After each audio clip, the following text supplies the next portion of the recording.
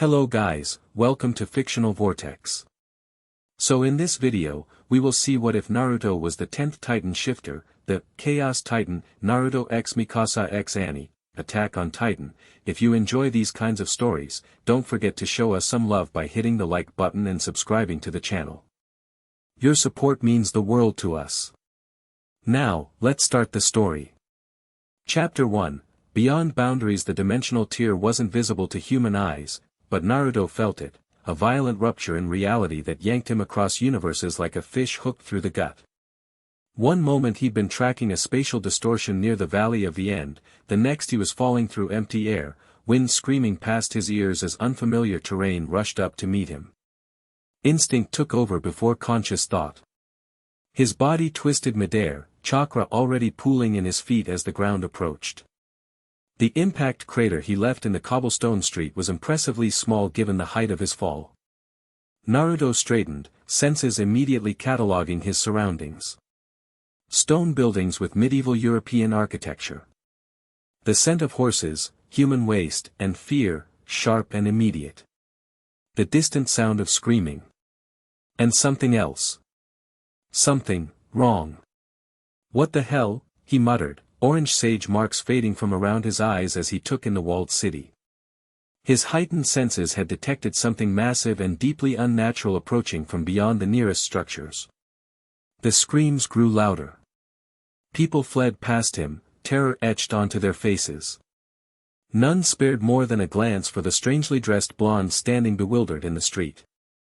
Then Naruto saw it, and understanding fled like water through a sieve. A naked, humanoid giant, easily 15 meters tall, lurched between buildings with a grotesque, fixed grin. Its proportions were all wrong, its movements a nightmarish parody of human locomotion. In one massive hand, it clutched the broken body of a woman, blood streaming between its fingers. "Hey!" The shout left Naruto's lips before he could process the absurdity of challenging something 5 times his size. His hands formed the familiar cross seal. Multi-shadow clone jutsu. 20 perfect duplicates materialized around him in bursts of smoke. Civilians who hadn't yet fled stopped in their tracks, mouths agape at the impossible multiplication of the strange foreigner. "Get these people to safety," Naruto ordered half his clones. To the others, "We're bringing that thing down. Now." The giant's head swiveled toward the commotion, its grin somehow widening at the prospect of more prey. It discarded the woman's body with casual disregard, massive feet shaking the ground as it changed direction. Naruto's clones scattered, drawing the creature's attention while civilians scrambled to safety. 2 clones formed a Rasengan in his palm, a swirling sphere of destructive chakra that hummed with deadly potential. "Whatever you are," Naruto growled, "you're finished." The creature swatted at a clone, its movements surprisingly fast. Naruto darted between its legs, using a nearby wall as a springboard to launch himself upward. His trajectory carried him toward the nape of the giant's neck, an instinctive target choice he couldn't have explained if asked. Rasengan. The spiraling sphere of chakra slammed into the creature's nape with devastating force. Flesh disintegrated under the grinding assault, and the giant collapsed forward with a ground-shaking impact, steam rising from the fatal wound. Naruto landed in a crouch atop a nearby roof, already scanning for additional threats. He didn't have to look far. 3 more giants lumbered down the street, drawn by the commotion.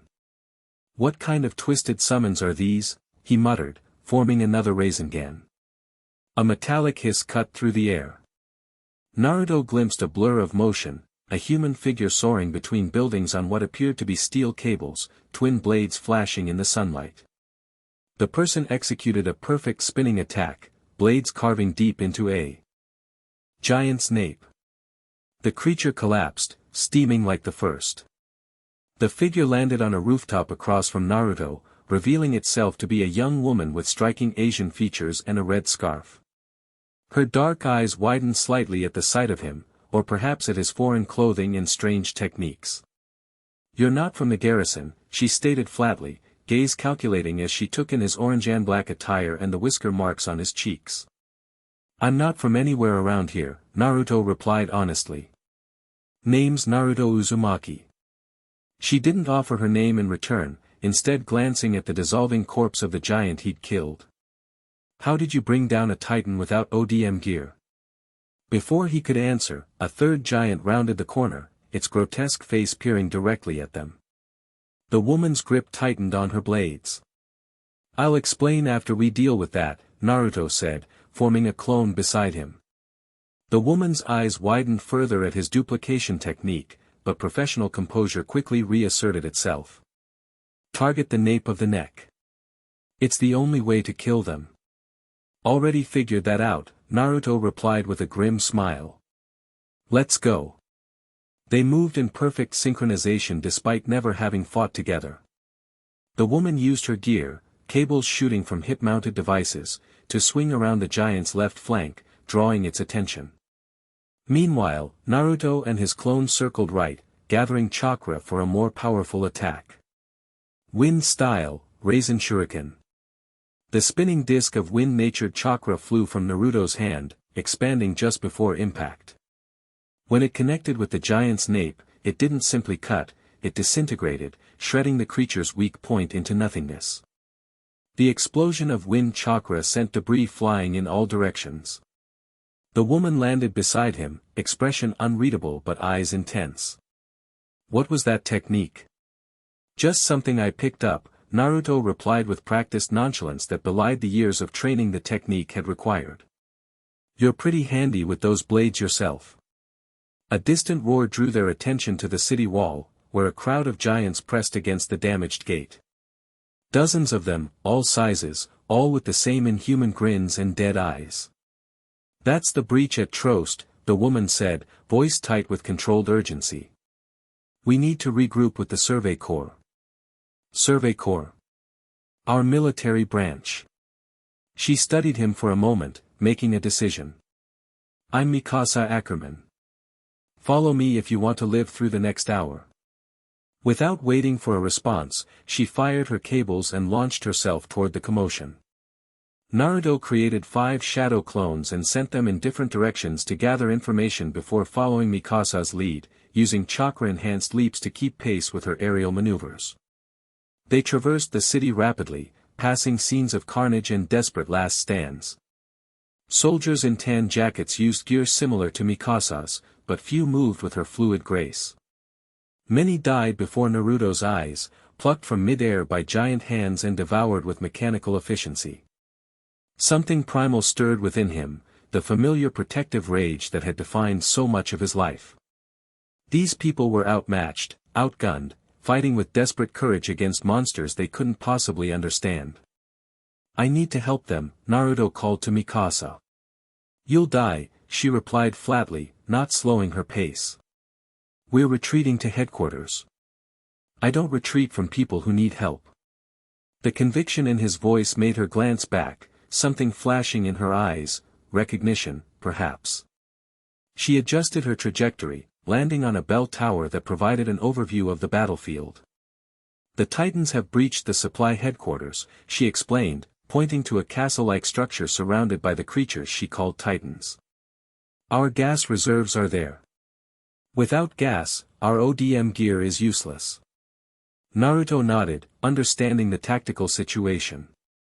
Your people are scattered and running out of mobility. They need a coordinated attack to reclaim your supplies. Mikasa's eyes narrowed slightly, reassessing him. Not just a strange fighter with unusual abilities, but someone who understood combat strategy. I can clear a path, Naruto offered. But I'll need to know more about these Titans. Strengths, weaknesses, behavior patterns. They're drawn to concentrations of humans. They don't need to eat to survive, but they consume humans regardless. Some are faster or more intelligent than others. The nape is the only vulnerable point, a chunk of flesh 1 meter long and 10 centimeters wide. Perfect, Naruto said, creating 20 shadow clones with a single hand seal. Mikasa's composure finally cracked, eyes widening at the small army of duplicates standing before her. What, they're solid copies, not illusions, Naruto explained. Each can think and act independently. They'll disperse if they take enough damage, but they're perfect for a diversion. He turned to his clones. Draw the titans away from the supply building. Use transformation jutsu if you need to appear injured. Priority is clearing a path for the soldiers to reach safety. The clones nodded and scattered, each taking a different route toward the surrounded headquarters. Mikasa watched them go, something like hope flickering across her usually stoic features. "You're not human," she stated, not a question but an observation. "I'm as human as you are," Naruto replied with a wry smile. "Just, from somewhere else. Very far from here." Before she could respond, the memories of a dispersed clone flooded Naruto's consciousness, a group of cadets trapped on rooftops, out of gas and surrounded. Among them, a blonde boy formulating a desperate plan. "Your friends are in trouble," Naruto said, pointing southeast. 7 of them, stranded on those red-roofed buildings. One of them is trying to motivate the others into a suicide charge. Mikasa's calm facade cracked. "Armin. Eren." Without another word, she launched herself in the direction he'd indicated. Naruto followed, easily keeping pace. As they approached, he saw the group more clearly, young soldiers, barely adults, wearing the same uniforms as Mikasa. They huddled together on a rooftop, surrounded by the grinning monstrosities that hungered for their flesh. One cadet, a slight blonde boy with intelligent blue eyes, was gesturing animatedly, clearly outlining some desperate strategy. The others listened with expressions ranging from resignation to determination. Mikasa landed among them with practiced grace. "Armin." The blonde boy's head snapped up, relief washing over his features. "Mikasa. You're alive." Naruto landed beside her a moment later, drawing startled reactions from the cadets. One, a tall youth with a long face, reached for his blades. "Who the hell is this guy?" he demanded. "He's with me," Mikasa said, her tone brooking no argument. She scanned the group, her expression growing increasingly concerned. "Where's Eren?" A heavy silence fell. The blonde boy, Armin, seemed to collapse inward, shoulders hunching as tears welled in his eyes. "Mikasa. Eren's squad. They." He couldn't finish the sentence. Understanding dawned on Mikasa's face, followed by a flash of grief so profound it made Naruto's chest ache in sympathy. She controlled it almost immediately, her features settling into a mask of cold determination. "We need to reclaim the supply headquarters," she stated, voice devoid of emotion. "Without gas, we're all dead." "That's what I was saying," Armin agreed, wiping tears with his sleeve. "But it's a suicide mission. The building is surrounded, and there are titans inside the distribution center itself." Naruto stepped forward. "Not suicide if you've got the right approach." He formed a cross with his fingers, creating another shadow clone that promptly transformed into a bird and flew toward the headquarters. The cadet stared, mouths agape. What was that?" a small, bald boy stammered. "That was a clone gathering intelligence," Naruto explained. "When it disperses, I'll know the exact layout inside, how many titans we're dealing with, and the best entry points." "Impossible," a dark-haired girl whispered, clutching a half-eaten potato. "I've seen him kill titans with techniques I can't explain," Mikasa said, her tone suggesting that was explanation enough. "He's our best chance." The memories of the transformed clone flowed into Naruto's mind. 7 titans inside the distribution center. Military personnel hiding in the upper levels. Gas reserves intact but inaccessible. "All right," Naruto said, forming a plan. "There are 7 titans inside, all under 4 meters. The gas supply is in the lower level. I can clear them out, but I'll need a distraction to deal with the titans surrounding the building." Armin's sharp mind immediately grasped the strategy.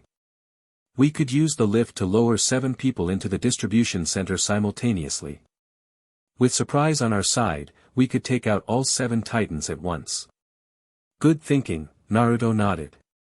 "But first, we need to break through the perimeter. He bit his thumb, drawing blood, and performed a series of hand signs that made the cadet step back instinctively. Summoning Jutsu. A massive cloud of smoke engulfed the rooftop. When it cleared, a toad the size of a horse stood before them, orange skin gleaming in the sunlight. It wore a blue vest and carried a tanto strapped to its back. Gamakichi, Naruto greeted. I need a favor. The toad assessed their surroundings with intelligent eyes. You really know how to find trouble, Naruto. What kind of mess did you land in this time? The cadet's shock at the talking amphibian was profound. One girl with pigtails actually fainted, caught by her equally stunned companions. I'll explain later, Naruto promised. Right now, we need to create chaos to mask our approach to that building. Gamakichi grinned, revealing impressive teeth. Chaos is my specialty. With that, the giant toad leaped from the rooftop, his powerful legs carrying him in a graceful arc over the heads of the surrounding titans. As he descended, he spat a stream of oil that coated the creatures below. Fire style, flame bullet. Naruto called, exhaling a concentrated blast of fire that ignited the oil. The titans erupted in flames, their inhuman shrieks drawing the attention of others nearby. Now's our chance. Mikasa shouted, leading the charge across rooftops toward headquarters. Naruto created a dozen shadow clones to flank their approach, each drawing titan attention with loud taunts and flashy techniques. The real Naruto stayed with the cadets, ready to intervene if any titan broke through their perimeter. They reached the headquarters windows and crashed through the glass, rolling to safety inside an upper floor. Military personnel emerged from hiding places, staring at their saviors with disbelief. We need to secure the gas supply, Mikasa stated, addressing a freckled officer who appeared to be in charge. There are 7 titans in the distribution center. 8, corrected a female voice from the shadows. Naruto turned to see a petite blonde girl leaning against a wall, arms crossed over her chest. Her ice blue eyes assessed him with startling intensity, lingering on his whisker marks. There's a new one that just entered through the loading bay, she continued, her voice monotone yet somehow cutting. 3-meter class, abnormal movements.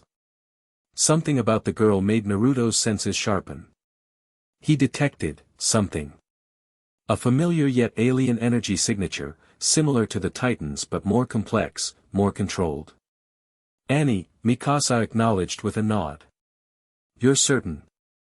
I counted twice, the blonde, Annie, replied, her gaze still fixed on Naruto. Who's the new guy?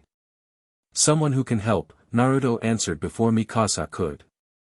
I can handle the titans below. Annie's eyebrow raised fractionally. Alone?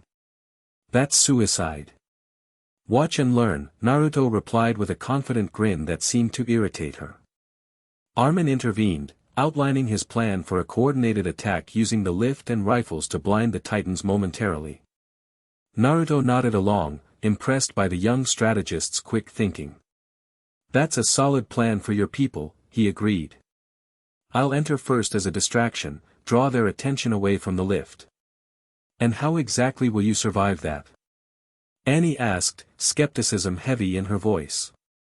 In answer, Naruto walked to the open center of the building and simply stepped off the edge, plummeting toward the titan-infested distribution center below.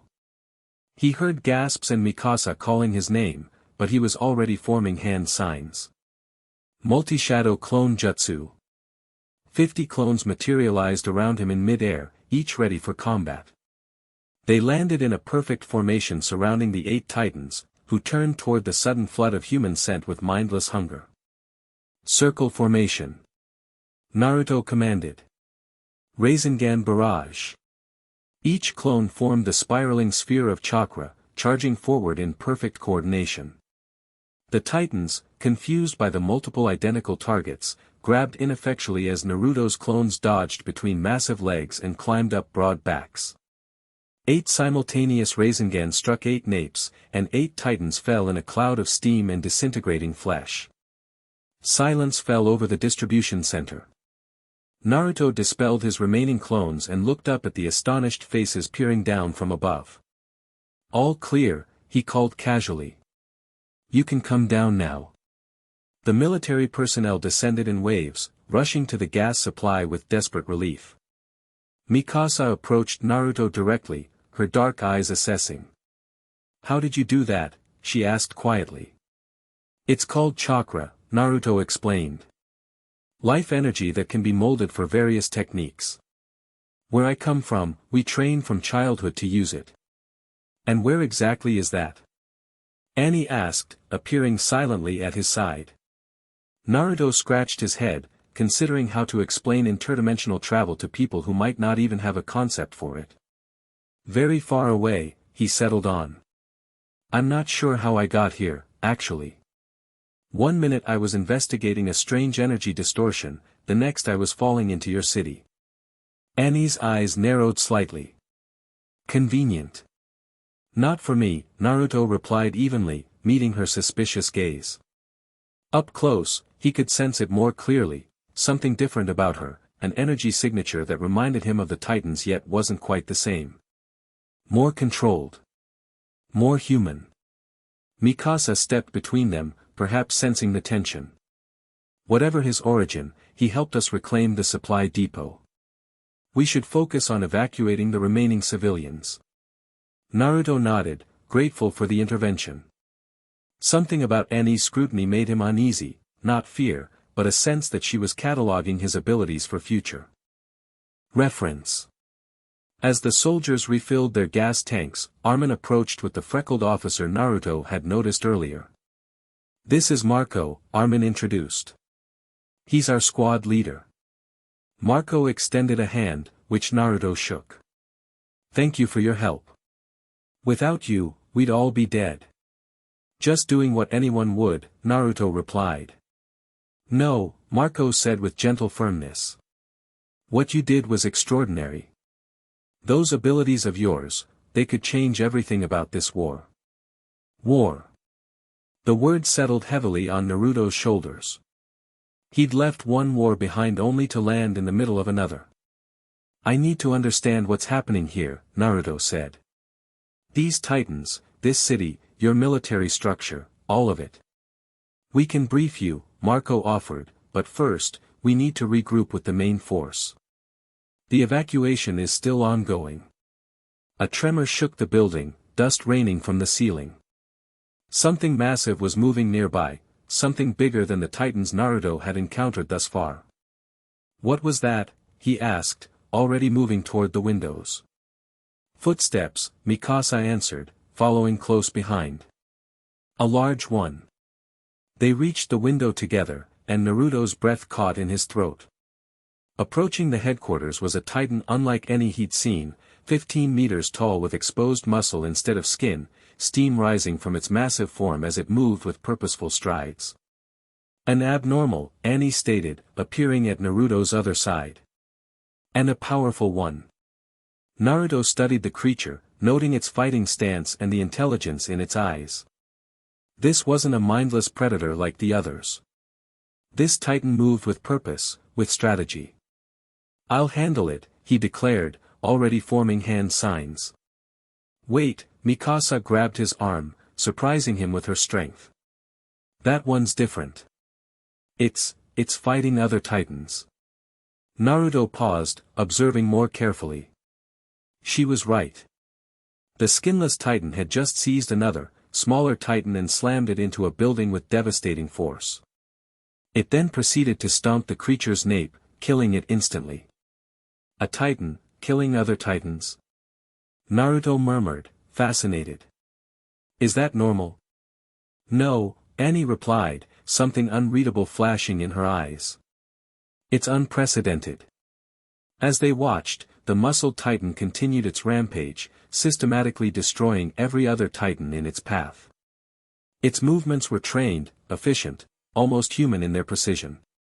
We should use this opportunity to evacuate, Marco suggested, already organizing the soldiers into formation. Agreed, Mikasa nodded, though her gaze lingered on the abnormal Titan with an expression Naruto couldn't quite decipher. They moved out as a group, using their newly replenished gas to traverse the city quickly. Naruto kept pace easily, using rooftops as springboards for chakra-enhanced leaps. Annie maneuvered alongside him, her movements graceful and economical. "Those techniques of yours," she said between swings. "They're not from any military I know. Like I said, I'm from somewhere else. Somewhere that trains children as warriors." There was something knowing in her tone that made Naruto glance sharply at her. "Sometimes," he admitted carefully. "Not by choice." Something flickered across her stoic features, recognition, perhaps. Understanding. She broke eye contact, focusing on their path forward.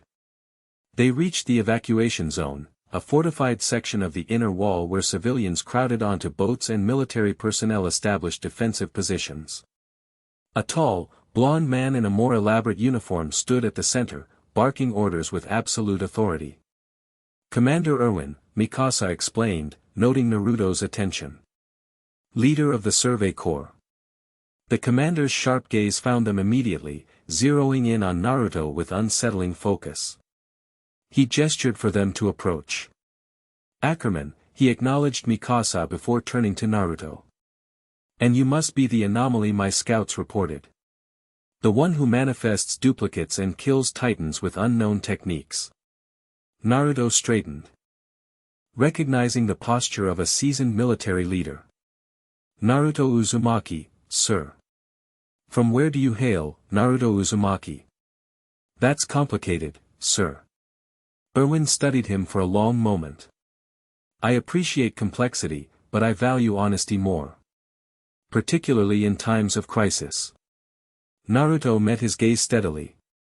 "I'm from a hidden village in a land called the Elemental Nations. I arrived here through what I believe was a tear between dimensions.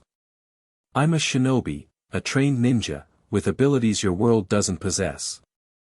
To his credit, Erwin's expression remained impassive. "Dimensions. Ninja." He glanced at Mikasa. "Can you verify any of this?" "I've witnessed his abilities firsthand," she confirmed. "He creates solid duplicates of himself, manipulates some kind of energy he calls chakra, and summoned a giant talking toad. He single-handedly cleared the distribution center of Titans." Erwin absorbed this information with a slight nod. "Exceptional, if true. And potentially valuable." He turned back to Naruto. "We have more pressing matters at hand, but I expect a full demonstration of these abilities once the immediate crisis has passed." "Understood, sir." A commotion near the wall drew their attention.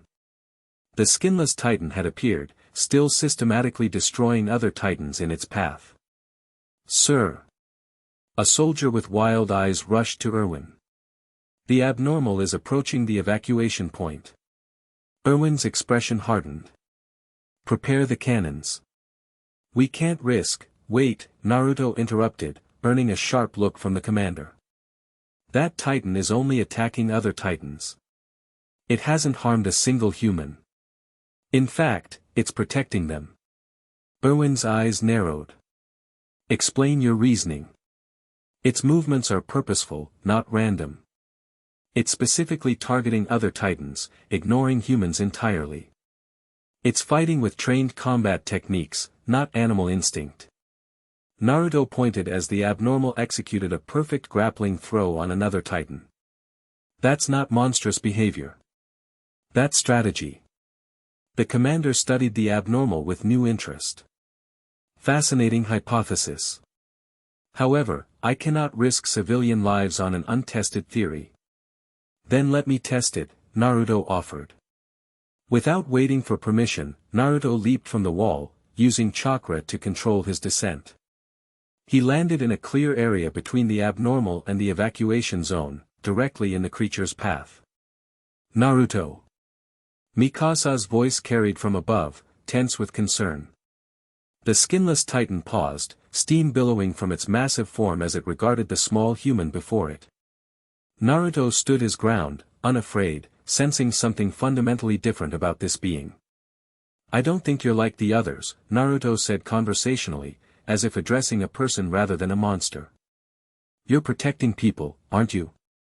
The Titan tilted its head slightly, a disturbingly human gesture of consideration. Yeah, I thought so, Naruto continued. I'm doing the same thing. How about we work together? He extended a hand upward, a universal gesture of peace. For a long, tense moment, the Titan simply stared at him, its exposed teeth gleaming in the fading light. Then, slowly, it knelt, bringing its face level with Naruto. Steam wafted from between its teeth as it studied him with eyes that held unmistakable intelligence. See? Naruto called up to the astonished onlookers. Not an enemy. The abnormal suddenly stiffened, its head snapping around to focus on something behind Naruto. He turned to see 3 Titans approaching the evacuation zone, drawn by the concentration of humans. Without hesitation, the abnormal rose and charged past Naruto, engaging the new threat with devastating efficiency. Naruto created shadow clones to assist, the 2 unusual allies making short work of the attackers. When the last Titan fell, the abnormal swayed, steam pouring from its body in increasing volume. It dropped to its knees, then collapsed completely, the nape of its neck bulging unnaturally. Naruto approached cautiously, sensing a change in the creature's energy. The nape split open in a gush of steam, and a human form emerged, a young man with dark hair, unconscious and steaming slightly. Eren.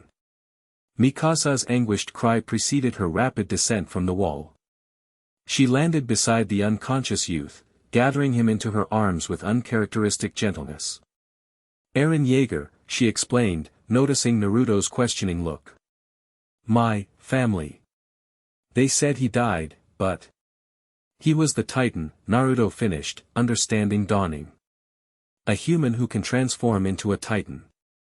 Annie landed silently nearby, her face a careful mask as she observed the scene. But Naruto caught the flash of recognition in her eyes, and something else. Fear, perhaps.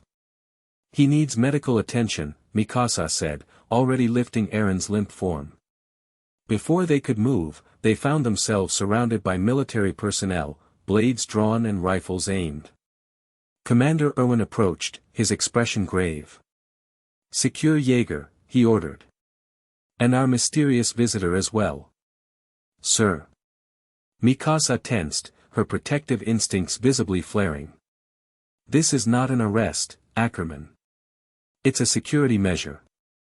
We have a human who transforms into a Titan and a stranger with impossible abilities who appeared from nowhere. The military police will demand custody of both. I'm preventing that by taking them into Survey Corps protection first. Naruto understood the politics at play. I'll cooperate, Commander. But I won't be separated from him. He nodded toward the unconscious Eren. I think we have a lot in common. Erwin's penetrating gaze studied him for a long moment before he nodded. Agreed. You'll both be transported to our headquarters for observation and debriefing. As they were escorted toward the inner gate, Naruto felt Annie's gaze boring into his back. He glanced over his shoulder, meeting her ice-blue eyes across the distance. She looked away immediately, but not before Naruto caught the conflicted emotions warring behind her carefully composed expression. Something told him Annie knew far more about Titan shifters than she was letting on. The sun was setting as they passed through the inner gate, casting long shadows across the broken city. Naruto looked back at the devastation, at the steaming Titan corpses and crumbled buildings, and felt the familiar weight of responsibility settling on his shoulders. He'd arrived in this world by accident, but there was nothing accidental about being exactly where he was needed. It had been the story of his life, thrust into conflicts not of his making, finding his purpose in protecting others. As they approached a covered wagon where medics attended to Eren, Mikasa caught Naruto's arm. Thank you, she said simply, her dark eyes reflecting the dying light. For believing in him when others would have killed him on sight. I know what it's like to have something inside you that scares people, Naruto replied quietly. Something that makes them see you as a weapon or a monster instead of a person. Understanding passed between them, a connection forged in the shared experience of being different, dangerous, in the eyes of others. Whatever happens next, Mikasa said with quiet intensity, I won't forget what you did today. Naruto smiled, genuinely touched by her words. Whatever happens next, I'll help however I can. That's a promise. As they climbed into the wagon beside Eren's unconscious form, Naruto felt a strange energy stirring within him, unfamiliar yet somehow resonant with his own chakra. He placed a hand over his stomach, where the seal containing the nine tails had once been, and sensed something. Something new, yet ancient. Something that responded to the presence of Eren Yeager in a way Naruto couldn't yet understand. The wagon lurched forward, carrying them toward uncertainty. Behind them, the wall stood broken, a physical manifestation of the barrier that had shattered between Naruto and this strange new world. The breach could not be repaired, but perhaps it wasn't meant to be. Perhaps Naruto had arrived precisely when this world needed something it had never seen before. A different kind of power. A different kind of hero. A different kind of titan. Chapter 2, Fractured Allegiances. Steel cables whipped through the air, anchoring into weathered stone as Naruto launched himself between the training pillars. Wind rushed past his face, the familiar thrill of aerial movement tinged with unfamiliar mechanical constraints. The omnidirectional mobility gear strapped to his hips felt cumbersome compared to chakra-enhanced leaps, its gas-powered propulsion system both limiting and liberating in ways he hadn't anticipated. Keep your center of gravity lower. Instructor Keith Shades bellowed from below, his perpetually furious expression tracking Naruto's trajectory. You're wasting gas with those unnecessary spins, Uzumaki. Naruto adjusted mid-air, recalibrating his muscle memory to accommodate the equipment's limitations. 3 days of intensive training had given him a functional grasp of ODM fundamentals, but truly mastering the gear required unlearning shinobi instincts developed over a lifetime. That's better, a quiet voice commented as he landed on a platform beside his observer. Captain Levi Ackerman, humanity's strongest soldier according to everyone who mentioned him, watched Naruto's training with calculating eyes that missed nothing. Still too flashy, though. Every unnecessary movement is wasted gas and potential equipment failure. Where I come from, unpredictability in movement keeps you alive, Naruto explained, adjusting his harness straps. The leather chafed uncomfortably against his chest. Where you come from doesn't have titans grabbing at predictable cable trajectories, Levi countered, his tone flat but not unkind. Efficiency over style. Always. Naruto nodded, absorbing the critique from the compact, perpetually scowling captain. Despite his intimidating reputation, Levi had proven surprisingly patient in overseeing Naruto's accelerated training, perhaps recognizing that the mysterious newcomer represented a potential asset too valuable to waste. Once more, Levi instructed, gesturing toward the far end of the training ground. Full course, emphasizing conservation of momentum between anchor points. Naruto launched again, focusing on the economy of movement. Levi emphasized. The mechanics weren't dissimilar from certain chakra control exercises, maintaining precise tension while in motion, transferring momentum efficiently, calculating angles of approach. He completed the course in record time, landing lightly beside the captain. Better, Levi acknowledged with the barest hint of approval. Now show me how you'd integrate your abilities. Naruto grinned, forming a familiar hand seal. Shadow Clone Jutsu. 3 perfect. Duplicates appeared beside him, each adjusting their own ODM harnesses before launching in different directions. The original Naruto followed, adding chakra enhancement to his movements, not enough to render the gear unnecessary, but sufficient to extend his range beyond normal parameters. The clones coordinated seamlessly through the course, using transformation techniques to confuse observers about which was the original. One clone transformed briefly into a kunai, thrown by another to bypass a difficult section before reverting to human form and continuing the run. From the ground, Shades's expression shifted from perpetual rage to grudging fascination. Other trainees had stopped their own exercises to watch the display of impossible abilities combined with ODM techniques. Levi observed silently, only the slight narrowing of his eyes betraying his interest when Naruto's final clone dispersed itself strategically to create a momentary smokescreen, allowing the original to execute a surprise descent that would have been a perfect killing blow against a Titan's nape. Unconventional, Levi commented as Naruto landed beside him, dispelling his remaining clones. But effective. His gaze shifted to the observing cadets. What are you maggots staring at? Back to training. The trainees scattered, resuming their exercises with renewed vigor. Among them, Naruto spotted Mikasa executing a perfect series of maneuvers that even Levi watched with grudging approval. Ackerman has natural talent, the captain commented, following Naruto's gaze. Like you. Different source, similar results. Her movements remind me of shinobi from my world, Naruto observed. Precise, efficient, almost instinctual. The Ackerman bloodline, Levi said cryptically, offering no further explanation as he checked his pocket watch. We're done for today. Commander Irwin wants you at the strategy meeting. 1600 hours, headquarters main conference room. What about Eren? Naruto asked. The young Titan shifter had been kept under close observation since the Battle of Trost, allowed only limited contact with others. Jaeger will be there, Levi replied. As will his advocate. The slight pause suggested something complicated about Mikasa's relationship with Eren that Naruto had begun to sense himself during their limited interactions. Something protective that went beyond normal comradeship, perhaps beyond normal friendship as well. And Annie? Naruto pressed. The blonde had been conspicuously absent from training sessions, despite being one of the few cadets who'd survived the Trost incursion largely unscathed. Levi's expression remained impassive, but something calculating flickered in his gaze.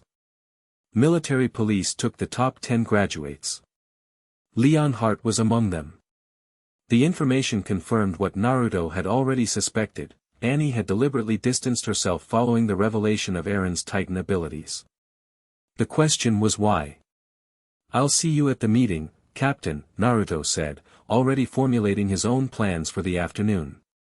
Levi nodded once, sharp and precise, before launching himself from the platform with the economical grace that had earned him his reputation. Naruto watched him go, analyzing the captain's movement patterns for techniques he could adapt. After a moment's consideration, Naruto created a shadow clone to continue training with the cadets while the original slipped away unnoticed.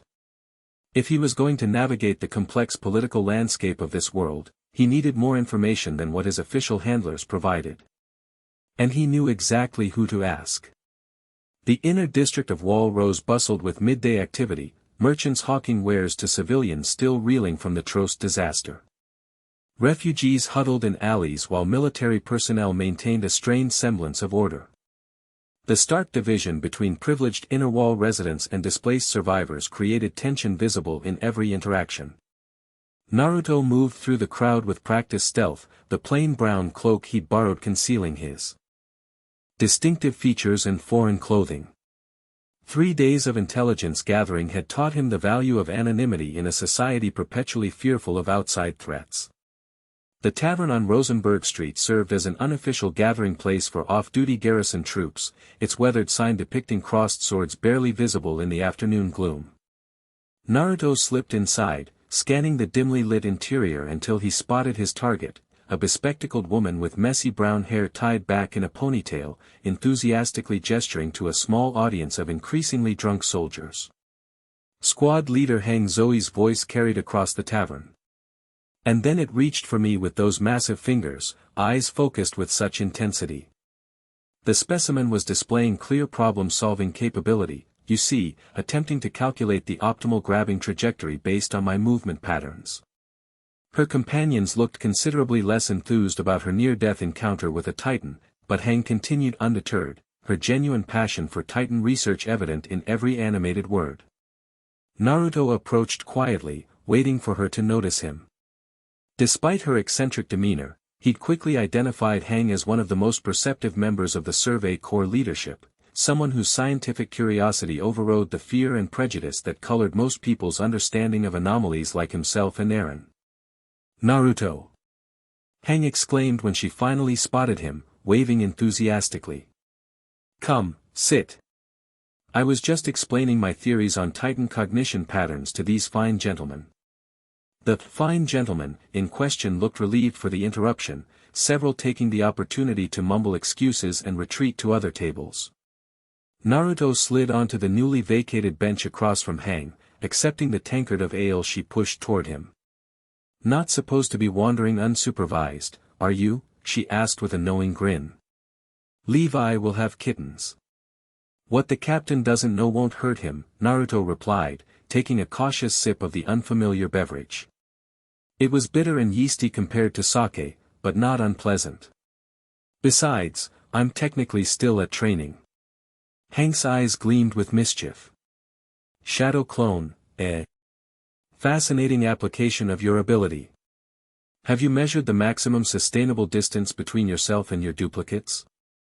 What about information transfer mechanisms? The neurological implications are staggering. This was why Naruto had sought out Hang specifically. Her insatiable curiosity made her both more forthcoming with information and less judgmental about his anomalous nature than most. I'll answer your questions if you'll answer mine, Naruto offered. Fair trade. Hang leaned forward, pushing her glasses up her nose. Information exchange. I love it. What do you want to know, interdimensional shinobi man? Naruto kept his voice low despite the tavern's ambient noise. Tell me about Annie Leonhardt. Hank's enthusiasm dimmed slightly, her expression growing more calculated. Interesting choice. Graduated 6th in her class. Exceptional hand-to-hand combat skills. Requested transfer to the military police despite obvious combat aptitude that would have served better in the Survey Corps. Nothing unusual about her. Naruto pressed. Unusual how? Hang countered, studying him over her glasses.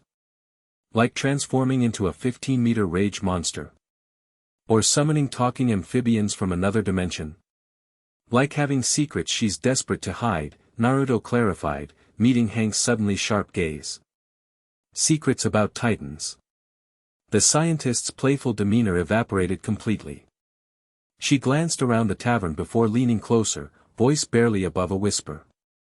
What do you know, Naruto? I know she recognized what Eren was immediately. I know she has the same energy signature as he does, similar but distinct, like different variations of the same power. And I know she's been avoiding me since I arrived. Hang was silent for a long moment, fingers tapping thoughtfully against her tankard. Finally, she said, your observations align with certain suspicions some of us have developed. Nothing concrete enough to act upon. Is that why you let her join the military police?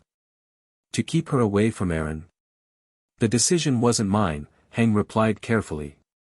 But keeping potential unknowns separated during this volatile period has strategic advantages. Naruto nodded, understanding the unspoken implication. You think there might be more like her? More Titan shifters? What I think, Hang said with uncharacteristic gravity, is that we've been fighting this war for 100 years with incomplete information. Suddenly we have a human who can become a Titan, another human who can create duplicates of himself and manipulate energy, and the distinct possibility that these anomalies aren't as rare as we initially believed. She took a deep drink from her tankard. The picture is expanding, but we're still missing crucial pieces. Like where Titans come from in the first place, Naruto suggested. Hank's eyes gleamed with renewed enthusiasm. Exactly. Are they transformations gone wrong? Humans permanently trapped in Titan form? Some entirely different species that merely resembles humanity? Or something more complex? Naruto considered what he'd sensed during his encounters with Titans. They feel empty somehow. Hollow. Except for Eren when he transformed, his energy remained human at the core, just amplified and distorted by the Titan form. Fascinating observation, Hang murmured, clearly filing the information away for further research. And Annie feels similar to Eren in your assessment? Similar but not identical, Naruto clarified. Like they're using variations of the same fundamental power. In my world, we'd call them different chakra natures, same basic energy, different expressions. Hang stared at him for a long moment before draining her tankard in one impressive gulp. I need to run experiments on your sensory capabilities. The research applications are extraordinary. Later, Naruto promised with an indulgent smile. First, I need to find Annie. Military Police Headquarters, Eastern District, Hang provided immediately. But be careful. Commander Irwin is playing a delicate political game right now. Any unauthorized contact with the MPs could complicate matters. I'll be discreet, Naruto assured her, rising from the table. Thanks for the information. One question before you go, Hang called as he turned to leave. Your chakra and Aaron's Titan power, could they be related somehow? Connected? The question gave Naruto pause. He'd been wondering the same thing since arriving in this world, particularly given the strange resonance he'd felt within himself during Aaron's transformation. I don't know, he answered honestly. But I intend to find out. Hang nodded, her expression suggesting she'd already developed several hypotheses on the matter. The strategy meeting. Don't be late. Things are moving quickly now. Naruto slipped out of the tavern, merging effortlessly with the crowded street. The sun had begun its westward descent, giving him approximately 2 hours before the meeting. Plenty of time to locate Annie and perhaps extract some answers. As he navigated toward the Eastern District, the memories of his training clone suddenly flooded his consciousness as the duplicate dispelled itself. The sensory download brought unexpected information. Mikasa had been looking for him after training concluded, her normally stoic expression betraying concern at his absence. Naruto hesitated, torn between his investigation into Annie and his growing connection with the quietly intense Ackerman. After a moment's consideration, he created another shadow clone, dispatching it to find Mikasa while the original continued toward the military police headquarters. Some conversations were too important to delegate to a duplicate. The military police headquarters projected an aura of pristine authority that stood in stark contrast to the practical functionality of the Survey Corps compound. Marble columns flanked the entrance, the unicorn insignia prominently displayed above polished oak doors. The soldiers standing guard wore immaculate uniforms, their expressions suggesting they'd never seen an actual Titan. Naruto observed from the shadow of a neighboring building, assessing security patterns. Direct entry seemed inadvisable given the political tensions Hang had mentioned. He'd need a subtler approach. Creating a shadow clone transformed to resemble a generic military police messenger, Naruto sent it to create a diversion at the main entrance while he scaled the rear wall, applying chakra to his feet to walk vertically up the stone surface. Years of infiltration training made the maneuver second nature, his presence masked by a basic concealment technique as he slipped through an upper-story window. Inside, the headquarters reminded Naruto of the Hokage's administrative buildings, all polished floors, official portraits, and the distinct atmosphere of bureaucracy rather than combat readiness. He moved silently through empty corridors, extending his chakra sense to locate Annie's distinctive energy signature. He found her in an interior training yard, sparring alone against a wooden practice dummy. Her fighting style was unlike anything Naruto had observed in this world, not the militaristic techniques taught to cadets, but something more refined and lethal, reminiscent of specialized combat styles from his own dimension. For several minutes, he simply watched from the shadows of a balcony overlooking the yard, studying her movements. Despite her small stature, Annie struck with devastating precision, targeting vulnerable points with economical grace. Her technique spoke of years of specialized training, far more intensive than what standard military instruction provided. Are you going to keep hiding, or did you come here to talk? Annie called suddenly, not pausing in her assault on the practice dummy. Naruto smiled despite himself. Her sensory awareness was impressive, particularly for someone without formal chakra training. He dropped from the balcony, landing softly on the packed dirt of the training yard. Just admiring your technique. It's not standard military training. Neither is whatever you do, Annie replied, finally ceasing her practice to face him directly. Her ice-blue eyes revealed nothing, her stance casually balanced but prepared to move in any direction. Why are you here, Uzumaki? To satisfy my curiosity, Naruto answered honestly, maintaining a non-threatening distance between them. About you. About what you know. About what you are. Annie's expression remained impassive, but something flickered in her gaze, caution, perhaps. Or calculation. I'm a soldier who graduated 6th in her class and chose the military police for a comfortable life away from Titans, she recited flatly. Nothing more complicated than that. We both know that's not true, Naruto countered gently. I can sense it, Annie. The same power that's in Eren is in you too. Different, but fundamentally similar. Her right hand twitched slightly, the only visible reaction to his statement, but telling nonetheless. You're very far from home, Annie observed, her voice carefully neutral. In unfamiliar territory, surrounded by unfamiliar politics and dangers. Perhaps you should focus on your own situation rather than involving yourself in matters you don't understand. That's just it, Naruto replied, taking a careful step forward. I think I might understand better than most. Where I come from, I was a Jinchuriki, a human vessel containing a powerful entity that most people feared. They called me monster, weapon, demon, but never just Naruto. Something shifted in Annie's expression, the barest flicker of recognition, perhaps even understanding. What do you want? She asked finally, her voice betraying the slightest edge of tension. The truth, Naruto said simply. About the Titans. About shifters like you and Eren. About why you're hiding who you are. Annie's laugh was short and bitter. The truth? You couldn't handle the truth of this world, outsider. None of you can. She turned away, reaching for a towel to wipe perspiration from her face. Go back to your Survey Corps handlers. Play the obedient weapon.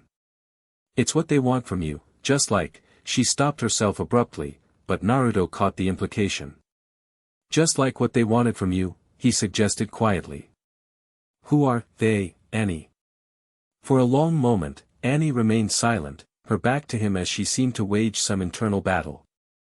When she finally turned, her expression had hardened into resolute detachment. You should leave, she stated flatly. Before someone notices you've infiltrated MP headquarters. It would cause complications. Naruto recognized the deflection but decided not to push further, not yet. He'd confirmed his suspicions about Annie's nature, and rushing her would only reinforce her defenses. I'll go, he agreed, but this conversation isn't over. We're more alike than you think, Annie. And I think we both want the same thing in the end, the freedom to choose our own paths. Something unreadable flickered across her features. Freedom is an illusion for people like us, she said quietly. Always has been. Before Naruto could respond, the door to the training yard swung open. A tall MP officer with a perpetually bored expression sauntered in, eyes narrowing at the sight of Naruto. Leonhardt, the officer drawled, hand resting casually on his sidearm. Unauthorized visitors are against regulations. Particularly those under Survey Corps jurisdiction. Annie's posture shifted subtly, tension evident only to Naruto's trained eye. Captain Mengers. He was just leaving. Naruto assessed the situation rapidly. Creating an incident would undermine whatever strategy Erwin was implementing and potentially damage Annie's position. Better to retreat tactically. My apologies, Captain, Naruto offered with a disarming smile. I was hoping to learn some hand-to-hand techniques from Cadet Leonhardt. Her reputation precedes her. Mengers snorted disbelievingly. The freak show from the Survey Corps, eh? Heard about you. Heard you can do impossible things. His hand hadn't moved from his weapon. Maybe you should demonstrate before you leave. The implicit threat hung in the air. Naruto maintained his relaxed posture while calculating 3 different non-lethal takedown methods should the situation escalate. Captain, Annie interjected, her tone cooler than usual. Commander Nile requested those reports on Trost casualties by evening briefing. Perhaps those take priority over Harassing a Survey Corps visitor? Menger's expression soured, but Annie's mention of his superior seemed to dampen his enthusiasm for confrontation. 15 minutes to conclude your training session. Then he's gone, or I'll have him escorted out. He turned on his heel, exiting with a final suspicious glance. When the door closed, Annie released a controlled breath. That was stupid of you, coming here. Maybe, Naruto conceded. But necessary. There's something bigger happening, Annie. Something beyond titans and walls and military branches. I can feel it. Then you should be very afraid, Annie replied softly, something like genuine concern flickering across her features. Go back to your Survey Corps. Forget about me. Focus on Eren, he's the one that matters to them now. And who matters to you, Annie? Naruto asked, studying her carefully. For the briefest moment, uncertainty cracked her composed facade. Then it vanished, replaced by the detached professionalism she wore like armor. Time's up, Uzumaki, she stated, turning away. Don't come back here. Naruto recognized a tactical retreat when necessary. He'd planted seeds of connection, pushing further would only harden her resistance. With a respectful nod, he moved toward the window through which he'd entered. We'll talk again, Annie, he said, not a question but a gentle promise. He thought he saw the faintest nod before he slipped through the window and vanished into the afternoon shadows, his mind already processing the nuances of their interaction as he made his way back towards Survey Corps headquarters. Annie was hiding something monumental, that much was obvious. But she wasn't the cold, calculating infiltrator some might suspect. Behind her detachment, Naruto had glimpsed genuine conflict, perhaps even pain. Whatever role she played in this world's complex game, she hadn't chosen it freely. That, at least, was something Naruto understood all too well. Memories from his second shadow clone merged with Naruto's consciousness as he traversed the rooftops of the inner district. The duplicate had located Mikasa at the military archives, researching historical Titan incursions with characteristic intensity. Their conversation replayed in Naruto's mind. You disappeared after training, Mikasa had observed, not looking up from the leather-bound tome before her. Had some reconnaissance to handle, the clone had replied, settling into the chair opposite her. Learning the landscape. Her dark eyes had finally lifted, studying the duplicate with unnerving perceptiveness. You're not the real one, are you? You're a copy. The clone had blinked in surprise. How could you tell? Your chakra signature is fainter, Mikasa had explained with a slight shrug, as if the observation were obvious. Less substantial. The revelation had startled the clone. Few people in Naruto's own world could distinguish between him and his shadow clone so effortlessly, particularly without specialized training. That's impressive, the clone had admitted. Most people can't tell the difference. I'm not most people. A simple statement of fact, not bravado. Where is the real Naruto? Gathering information. He'll be at the strategy meeting. Mikasa had returned to her research, apparently satisfied with the explanation. After several moments of companionable silence, she'd spoken again, her voice softer. They're deciding Eren's fate today. Whether he's an asset to humanity or a threat to be eliminated. They won't eliminate him, the clone had assured her confidently. He saved too many lives at Trost. Even the military bureaucrats can't ignore that. You don't understand how it works here, Mikasa had countered, a rare edge of emotion in her voice. Fear overrides reason. Eren represents something they can't control, can't understand. That makes him dangerous in their eyes. Then we make them understand, the clone had responded simply. We show them that different doesn't mean dangerous, or at least, not dangerous to them. Mikasa had studied the clone then. Something unreadable passing behind her dark eyes. You say, we, as if you've already chosen a side.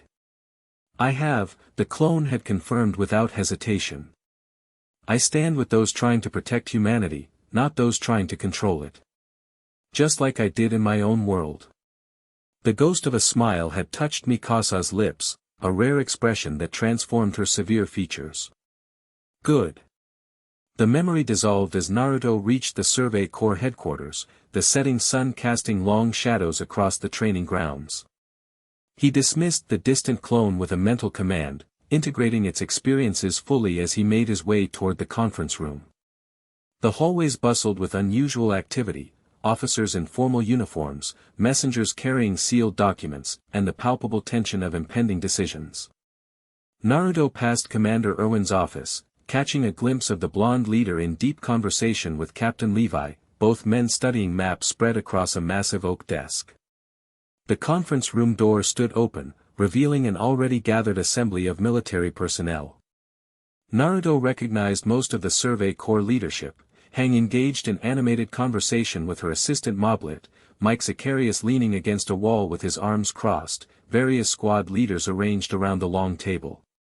What surprised him was the presence of representatives from the other military branches, the garrison's commander Pixis, a silver-haired veteran with shrewd eyes and a perpetual flask, several grim-faced men wearing the unicorn insignia of the military police, and most surprisingly, an elegantly dressed man with a thin beard who exuded bureaucratic authority. In the center of the room, seated alone at a small table as if on display, was Eren Yeager. The young shifter's hands were bound with specialized restraints, though his expression suggested defiance rather than submission. Mikasa stood nearby, close enough to Eren to intervene if necessary but far enough to appear procedurally appropriate. Her eyes found Naruto's immediately as he entered, a silent communication passing between them before she returned her vigilant gaze to her childhood friend. Commander Erwin entered last, Captain Levi a shadow at his side. The room fell silent as Erwin took his position at the head of the table, his commanding presence drawing all attention. "Gentlemen, ladies," Erwin began, his resonant voice filling the chamber. "We face an unprecedented situation requiring unprecedented solutions. The future of humanity within these walls may well depend on the decisions we make today." Naruto positioned himself near the wall, observing the political dynamics at play. The thin-bearded official, who Naruto now recognized from whispered conversations as Dallas Zachary, the commander-in-chief of all three military branches, watched the proceedings with the calculated neutrality of someone accustomed to rendering final judgments. "Eren Yeager," Erwin continued, focusing on the restrained young man. "You've been brought before this council to determine your status following the events at Trost. Your Titan abilities represent both potential salvation and potential threat to humanity. This hearing will determine which." The military police commander, Nile Doke, according to the whispers, stepped forward. "Let the record show that the military police brigade recommends immediate execution. Yeager represents an unknown variable too dangerous to incorporate into our defense strategy." Murmurs rippled through the assembly. Mikasa's hand drifted imperceptibly toward her blade, a movement so subtle only Naruto and perhaps Levi noticed it. "Before we proceed with recommendations," Erwin countered smoothly, "I believe we should hear from our second subject of interest." His clear blue eyes shifted to Naruto. "Mr. Uzumaki, please join us." Surprised whispers followed Naruto as he moved to stand beside Eren's table, conscious of the calculating gazes tracking his every movement. "This is the anomaly from Trost?" Zachary inquired, studying Naruto with academic interest. "The one reported to create duplicates and manipulate energy?" "Among other abilities," Erwin confirmed. "Mr. Uzumaki has demonstrated capabilities beyond anything our military has encountered. Capabilities that, like Yeager's, could represent a turning point in our war against the Titans." Nile Doke's expression soured further. "Two unpredictable elements instead of one. The military police respectfully suggests that consolidating unknown factors in military custody would be the prudent approach." "You mean dissection," Levi stated flatly, speaking for the first time. "Let's not dress it up in bureaucratic horseshit." Zachary raised a hand, silencing the brewing argument. "We will proceed methodically. First, let us establish what we know about both subjects." He turned to Naruto directly. "You claim to be from another dimension, was it?" Yes, sir, Naruto confirmed, maintaining respectful military posture despite never having formally enlisted. A world called the Elemental Nations, where abilities similar to mine are more common, though still specialized. And you arrived here how exactly? Zachary pressed, skepticism evident in his tone. Through what I believe was a tear in the dimensional fabric, sir. I was investigating an unusual energy distortion in my world when I was pulled through, arriving during the Titan incursion at Trost. Convenient timing, Nile muttered, just loudly enough to be heard. I've examined Mr. Uzumaki extensively, Hang interjected, adjusting her glasses with scholarly authority. His physiological structure contains energy pathways unlike anything documented in our medical literature.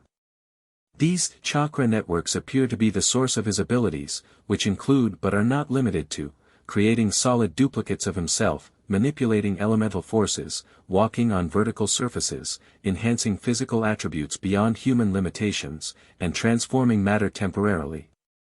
Commander Pixis leaned forward, suddenly more interested. Transforming matter.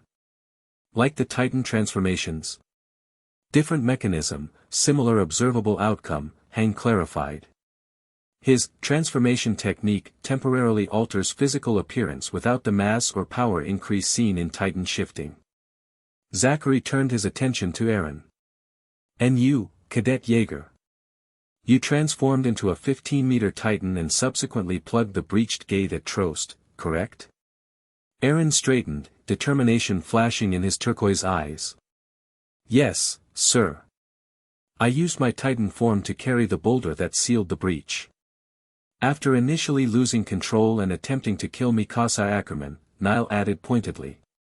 Mikasa stepped forward. That's not, it's true, Eren interrupted, his voice tight but honest. I didn't have full control at first. But I regained it. And I will maintain it going forward. Bold claim from someone who didn't even know he possessed this ability until days ago, Nile countered. Naruto watched the proceedings with growing concern. The political maneuvering was transparent, the military police wanted both Eren and himself removed as potential threats to the status quo, while the Survey Corps saw them as assets in the fight against Titans. Caught between were two young men with abilities neither fully understood, facing judgment from those who understood even less. If I may speak, sir, Naruto requested, addressing Zachary directly. The commander-in-chief considered momentarily before nodding. Proceed, Mr. Uzumaki. In my world, I was also feared for abilities I didn't initially control, Naruto began, choosing his words carefully. I contained a powerful entity called the Nine-Tailed Fox that many people believed would one day break free and destroy everything. They isolated me, feared me, treated me as a weapon rather than a person. The room had gone completely silent, all eyes fixed on Naruto as he continued. But over time, I learned to master those powers. To use them to protect rather than destroy. And the same people who once feared me eventually trusted me with their lives. He gestured to Eren. I sensed the same potential in Eren Yeager. Not a threat to be eliminated, but an ally to be trained. Pretty words, Nile dismissed, but ultimately speculation from another unknown quantity. Not speculation, Naruto corrected firmly. Experience. I've sensed the nature of Eren's power. It's controllable with proper training and motivation. Zachary's gaze sharpened with interest. You can sense the nature of the Titan power? Yes, sir. Just as I can sense similar power in others. The implication hung in the air like a thundercloud.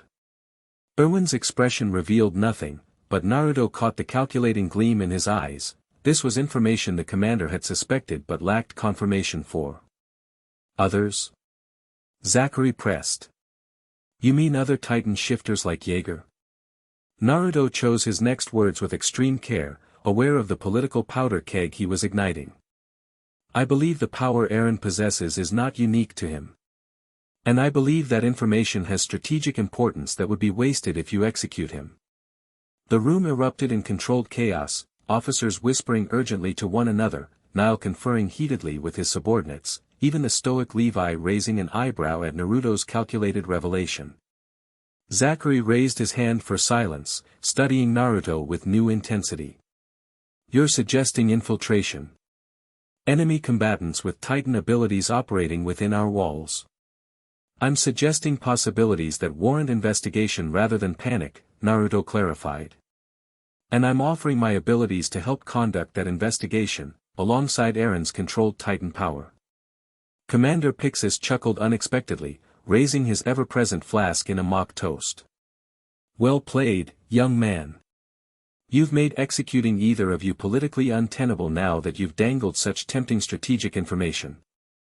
Erwin stepped forward smoothly, as if this had been his strategy all along. I propose that both Eren Yeager and Naruto Uzumaki be placed under Survey Corps jurisdiction. Captain Levi will take personal responsibility for Yeager's containment should he lose control, while we develop protocols to harness both their unique abilities for humanity's benefit. And the potential infiltrators? Nile demanded. If what Uzumaki suggests is true, we have enemies among us with the power to transform into Titans. The military police should lead that investigation. An investigation requiring the sensory abilities only Mr. Uzumaki has demonstrated, Erwin countered. Which necessitates his placement with the Survey Corps. Zachary observed the exchange with the detached interest of a chess master. Watching pieces maneuver. After a long moment of consideration, he nodded decisively. Eren Yeager will be remanded to Survey Corps custody under Captain Levi's direct supervision. Naruto Uzumaki will likewise be assigned to the Survey Corps with appropriate security protocols. His gaze hardened as he addressed both young men directly. Understand this, you're being given an opportunity to prove yourselves assets rather than threats. Fail, and the military police's recommendation for elimination will be revisited without further debate. Relief washed through the room, palpable from the Survey Corps representatives, begrudging from the military police. Mikasa's shoulders relaxed fractionally, though her vigilant posture remained otherwise unchanged. Thank you, Commander, Erwin acknowledged with a respectful nod to Zachary. We will proceed immediately with integration protocols and training regimens for both assets. As the formal proceedings concluded, the assembly dissolved into smaller conversations and planning sessions. Naruto found himself approached by Levi, whose penetrating gaze suggested he'd seen through the calculated nature of Naruto's revelation. Interesting play, the captain commented quietly. Mentioning other shifters forces their hand, protects Yeager, and gives you access to pursue your own investigation. Naruto met his gaze steadily. I meant what I said. I believe Eren can control his power with proper training. And the other part? About sensing similar powers in others? Also true, Naruto confirmed, lowering his voice further.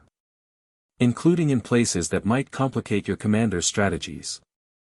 Understanding flickered in Levi's eyes. The military police. Naruto neither confirmed nor denied, letting the captain draw his own conclusions.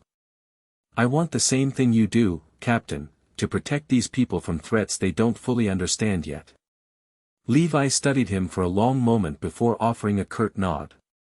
Yeager's under my supervision. That means you report anything you discover to me first, not Erwin, not Hang, not your Ackerman girlfriend. Clear. She's not my, Naruto began automatically before recognizing the futility of the denial. Clear, Captain. As Levi moved away to secure Eren for transport, Mikasa approached, relief evident in her usually stoic expression. That was dangerous, she observed quietly. Revealing your ability to sense Titan shifters. Calculated risk, Naruto replied. They needed a reason to keep Eren alive that outweighed their fear. Mikasa studied him with unnerving intensity. You put yourself at risk to protect him. Why? Because I understand what it's like to be feared for something you didn't choose to become, Naruto answered honestly. And because the world needs people like Eren, people willing to fight against impossible odds to protect others. Something shifted in Mikasa's expression, a subtle softening around her eyes. Thank you, she said simply. Before Naruto could respond, Commander Owen approached, his commanding presence drawing both their attention. Uzumaki, Ackerman, he acknowledged. We deploy for the former Survey Corps headquarters at dawn. Special Operations Squad will oversee Jaeger's training and containment protocols, with both of you assigned as support personnel. Sir, Mikasa acknowledged with a salute, though Naruto detected an undercurrent of tension in her response. A question, if I may, Commander, Naruto ventured. Will we be investigating the possibility of other shifters as part of this operation? Erwin's expression revealed nothing, his blue eyes calculating as ever. Officially, you and Jaeger will be focused on control and training exercises. Unofficially. He glanced around the emptying conference room. We will discuss additional objectives once we've established secure communications at the remote facility. The implication was clear, Owen already had plans beyond what had been shared in the official meeting, plans that required distance from potential infiltrators within the walls. Understood, sir, Naruto acknowledged, recognizing the necessity for operational security. As Erwin moved away to continue coordinating the deployment, Mikasa turned to Naruto with renewed intensity. You've been somewhere today, she stated, not a question. Somewhere you didn't want others to know about. Naruto considered deflecting but decided against it. Mikasa's perceptiveness and their growing trust deserved honesty. I visited Annie Leonhardt at the military police headquarters, he admitted quietly, ensuring their conversation remained private. I needed to confirm some suspicions. Mikasa's expression didn't change, but her eyes sharpened.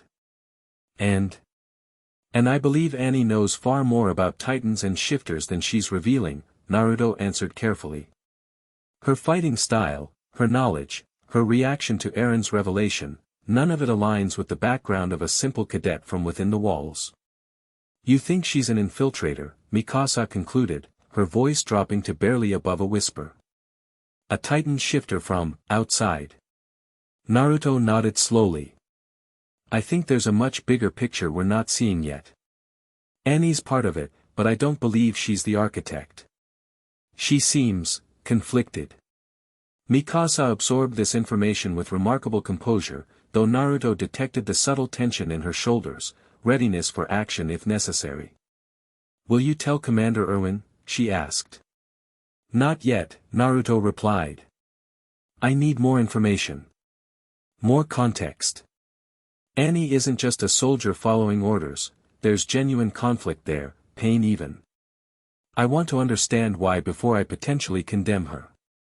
Your compassion could be dangerous, Mikasa observed, though without judgment. If she is an enemy, she wouldn't hesitate to eliminate you if ordered. Maybe, Naruto acknowledged. But in my experience, people rarely choose to become weapons. They're forged into them by circumstances and the choices of others. Everyone deserves the chance to choose their own path, even those we've labeled enemies. Mikasa studied him with an unreadable expression before the ghost of a smile touched her lips.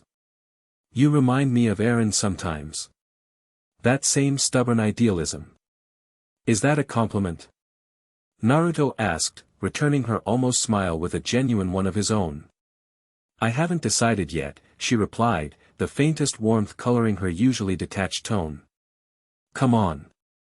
We should prepare for tomorrow's deployment. As they left the conference room together, Naruto felt the weight of competing obligations settling on his shoulders, loyalty to the Survey Corps who had accepted him, empathy for Annie and her hidden struggles, concern for Eren's precarious position, and growing personal connections with Mikasa and others. The political landscape of this world was as treacherous as its Titan-infested wilderness, requiring navigation just as careful and strategies just as precise. But beneath the complexity, Naruto sensed a familiar pattern, people fighting for survival, for meaning, for connection in a world determined to deny them all three. That, at least, was something he understood all too well. Dawn painted the sky in muted golds and pinks as the Survey Corps convoy prepared for departure. Wagons loaded with supplies, specialized equipment, and personnel rumbled through the inner gate, the green cloaks of the elite soldiers fluttering in the morning breeze. Naruto adjusted his own cloak, gifted to him by Commander Irwin as a symbol of provisional membership in the Corps, as he secured the straps on his assigned horse. The animal regarded him warily, perhaps sensing his unfamiliarity with mounted travel. In the elemental nations, shinobi typically traveled on foot, enhancing their speed with chakra rather than relying on mounts. "You're holding the reins too tightly," Mikasa observed, appearing beside him with her own perfectly prepared mount. Horses sense tension. "Relax your grip and maintain firm but gentle contact." Naruto followed her advice, the horse immediately responding with a more cooperative demeanor. "Thanks. We don't use horses much where I come from."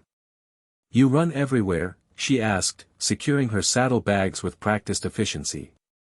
"More or less," Naruto confirmed with a grin. "Enhanced by chakra. A skilled shinobi can cover hundreds of miles in a day without stopping." Mikasa considered this with interest. "Could you teach others to do that?" "The basic principles, yes. Though the chakra capacity varies greatly between individuals." Naruto studied her thoughtfully. "You'd probably take to it naturally, given your Ackerman abilities." Mikasa paused, giving him a sharp look. "What do you know about Ackermans?" "Only what I've observed," Naruto replied carefully, sensing he'd touched on something sensitive. "You and Captain Levi share certain characteristics. Enhanced strength, speed, combat instincts that seem almost superhuman. It feels related to chakra somehow, though expressed differently." Before Mikasa could respond, a commotion near the command wagon drew their attention. Eren, escorted by Captain Levi and his Special Operations Squad, was being loaded into a secured transport. Despite his cooperative demeanor, the young shifter was bound with specialized restraints, a precautionary measure that clearly irritated him.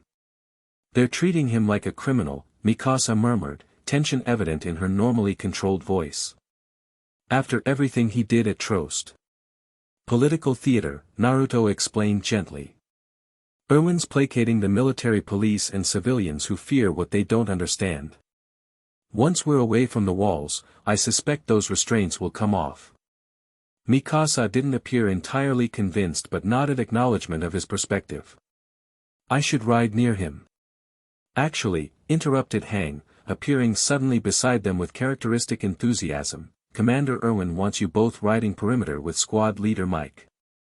Your combat capabilities provide optimal protection for the convoy." The assignment clearly conflicted with Mikasa's protective instincts regarding Eren, but her military discipline prevailed. With a curt nod, she mounted her horse and moved toward the designated position. "She's quite attached to Jaeger," Hang observed as Naruto prepared to follow. "Family bond? Romantic interest? Psychological dependency? The interpersonal dynamics are fascinating." "It's complicated," Naruto replied diplomatically, though he'd been wondering the same thing himself. "They've been through a lot together." Hang adjusted her glasses, her expression becoming uncharacteristically serious. "A word before you join the perimeter, Naruto. About your investigation." Naruto paused, giving her his full attention. "Commander Irwin has authorized me to provide support for your sensory explorations," she continued quietly. "But he emphasizes absolute discretion. If there are infiltrators within our ranks, they must not know they're being investigated." "Understood," Naruto affirmed. "What about Annie Leonhardt?" "Military police jurisdiction complicates matters," Hang admitted. "For now, focus on potential shifters within Survey Corps reach. Once we've established protocols and gathered more evidence, we can expand the investigation." Naruto nodded, though he remained unsatisfied with the limitation. His instincts told him Annie was a crucial piece of the puzzle, perhaps even a potential ally if approached correctly. "One more thing," Hang added, handing him a small leather-bound journal. "Document everything you sense about Eren's transformations. Energy patterns, physical manifestations, psychological impacts, everything. If we're to understand the nature of Titan shifting, we need comprehensive data." Naruto accepted the journal, tucking it into his cloak. "Will do. Anything else?" Hang grinned, her enthusiasm returning. Try not to get eaten. I have so many experiments planned for you. With that cheerful parting, she bounded off toward her position in the formation, leaving Naruto to mount his horse and join Mikasa and squad leader Mike at the perimeter. The tall, perpetually sniffing veteran acknowledged Naruto with a curt nod as he approached. East Quadrant, Mike instructed simply. Ackerman takes north. I'll cover west. Nanaba has south. Standard formation, 50 meters spread. Flares for Titan sightings per protocol. Without waiting for confirmation, Mike urged his horse forward, beginning the deployment. Mikasa followed suit, guiding her mount toward her assigned position with fluid grace. As Naruto moved to his own section, he created 3 shadow clones, sending them to scout ahead at different elevations, one on horseback alongside the convoy, one running parallel through the trees, and one transformed into a bird for aerial reconnaissance. The convoy moved steadily through the massive gate-in wall rows, entering the territory between the inner and outer walls. Though ostensibly secured after the Trost operation, tension visibly increased among the soldiers as they left the immediate protection of the inner wall. Through his airborne clone's eyes, Naruto observed the landscape spreading before them, rolling hills, abandoned farms, and distant forests. Beautiful terrain scarred by the evidence of humanity's retreat, collapsed buildings, overgrown fields, occasional massive footprints pressed into the earth. The journey proceeded without incident for several hours, the disciplined Survey Corps maintaining perfect formation as they traversed the open countryside. Naruto rotated fresh clones periodically, maintaining constant surveillance while conserving chakra. Around midday, the memories of his scout clone suddenly flooded his consciousness as the duplicate dispelled itself after encountering something unexpected, movement in the forest ahead that didn't match Titan patterns. Human movement, coordinated and purposeful. Naruto immediately created another clone, transformed it into a hawk, and sent it to investigate more thoroughly while he rode to Mikasa's position. Something ahead, he reported quietly as their horses fell into step together. Not Titans. Humans. Mikasa's hand drifted to her blade hilts. Bandits? There are groups that operate between the walls, preying on refugees and military supply lines. Possibly, Naruto agreed, though his instinct suggested something else. Or observers tracking the convoy specifically. Mikasa considered this, her tactical mind clearly processing implications. We should inform squad leader Mike. Already did, Naruto confirmed. Having dispatched another clone with the information. He's alerting Commander Erwin. They're maintaining course but increasing readiness. The convoy continued forward, now with an undercurrent of tension rippling through its ranks. Veteran soldiers checked equipment with practiced casualness while scanning the horizon with greater frequency. The memories of Naruto's hawk clone confirmed his suspicions. 3 individuals tracking the convoy from the forest edge, using ODM gear for rapid repositioning while remaining concealed. Their movements suggested military training rather than bandit tactics. Military police. Mikasa suggested when Naruto shared this observation. Maybe, Naruto replied, unconvinced. But why track secretly rather than accompany officially? The answer came less than an hour later when the convoy entered a narrow passage between forested hills, a perfect ambush point that Commander Erwin had apparently anticipated. The formation tightened protectively around the wagons carrying Eren and critical supplies, veterans moving to flanking positions. Incoming. Mike's warning carried across the formation seconds before 3 smoke signals fired from different positions within the forest. Not military police signals. Not Survey Corps protocols. It's a coordinated attack, Naruto realized, already creating shadow clones to reinforce vulnerable positions. Target is probably Eren. Mikasa's expression hardened, her blades flashing into her hands with practiced speed. Not happening. The attack came with military precision, flash grenades to disorient horses and riders, followed by ODM-equipped attackers swinging from multiple angles.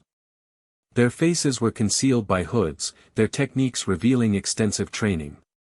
Naruto counted 8 attackers total, their coordinated assault suggesting a specific objective rather than random banditry.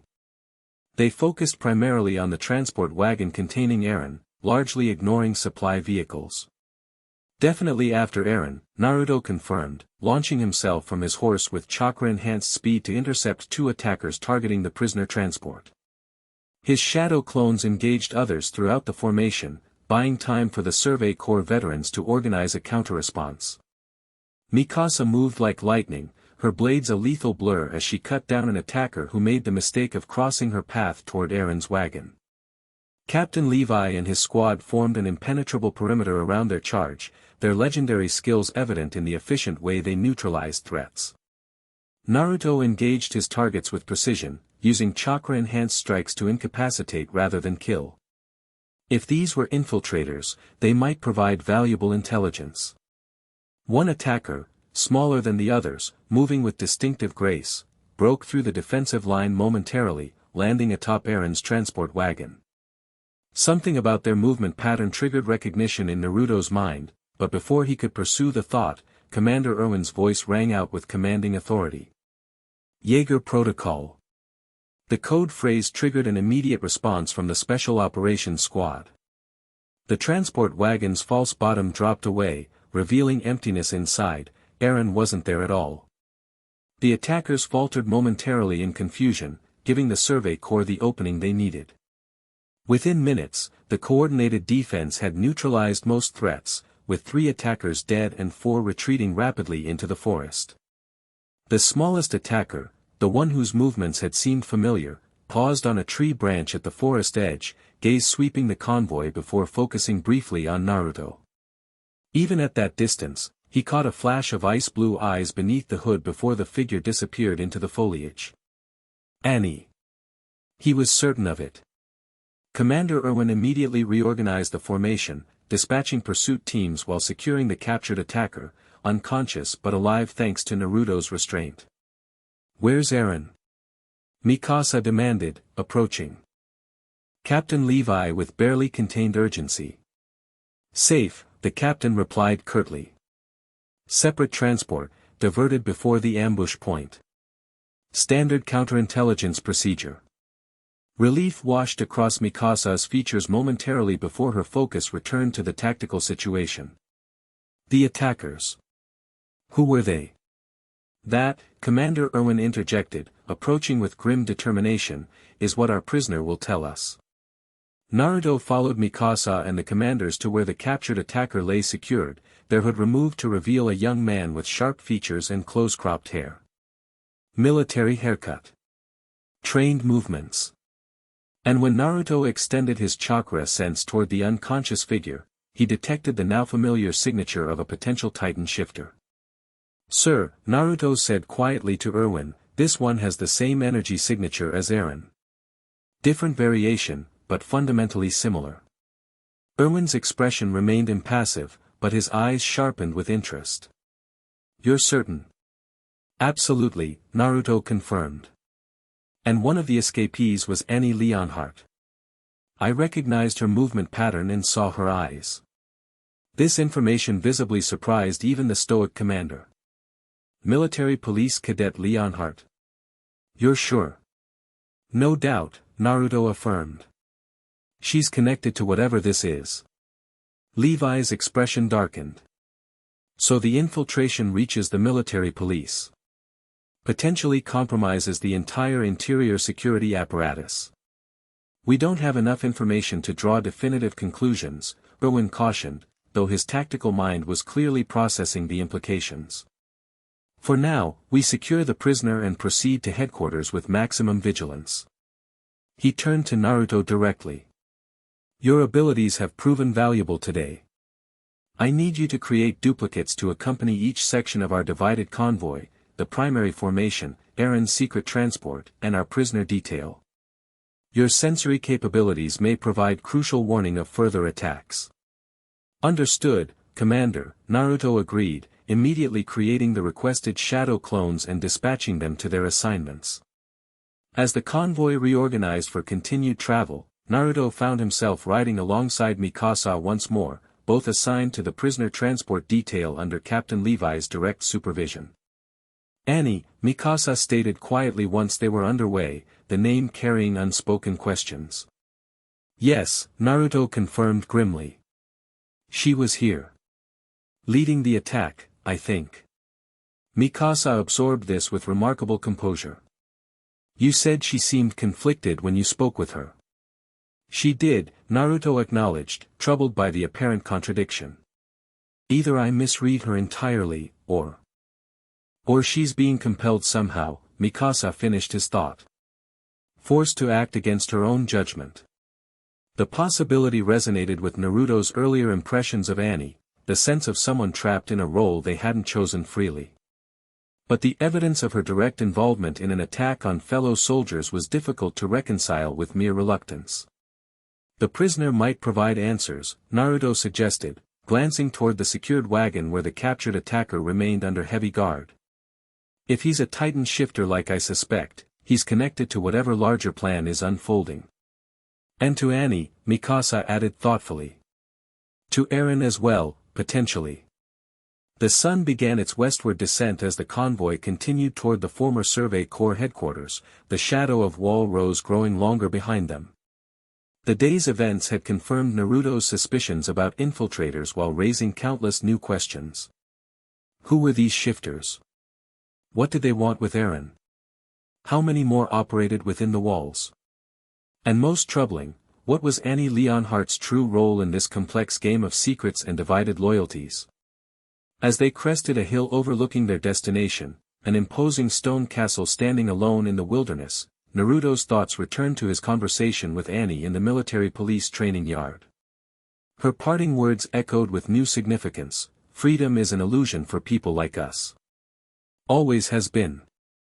The convoy descended toward the castle as sunset painted the sky in crimson and gold, the beauty of the landscape a stark contrast to the darkness of the truths beginning to emerge. Whatever web of secrets connected Annie, Eren, and the captured shifter, Naruto was now irrevocably entangled in it as well. The fractured allegiances weren't just between military branches or individuals.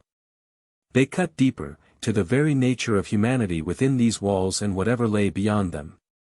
As the castle gates opened to receive the convoy, Naruto sensed they were crossing more than just a physical threshold. They were stepping into the heart of a conflict far older and more complex than anyone within these walls fully understood. A conflict where the line between ally and enemy, human and monster, savior and destroyer blurred beyond recognition. And somewhere within that blurred territory, Naruto suspected he would find the true nature of the power that resonated within Eren, within Annie, within the captured shifter, and increasingly, within himself as well. Chapter 3, Converging paths. Candlelight wavered against stone walls, casting elongated shadows that danced like specters across the dungeon floor.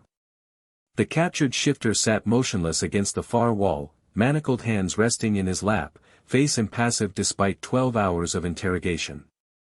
Blood had crusted along his hairline where Levi had made his point with calculated violence, yet the prisoner's eyes remained defiant, perhaps even amused.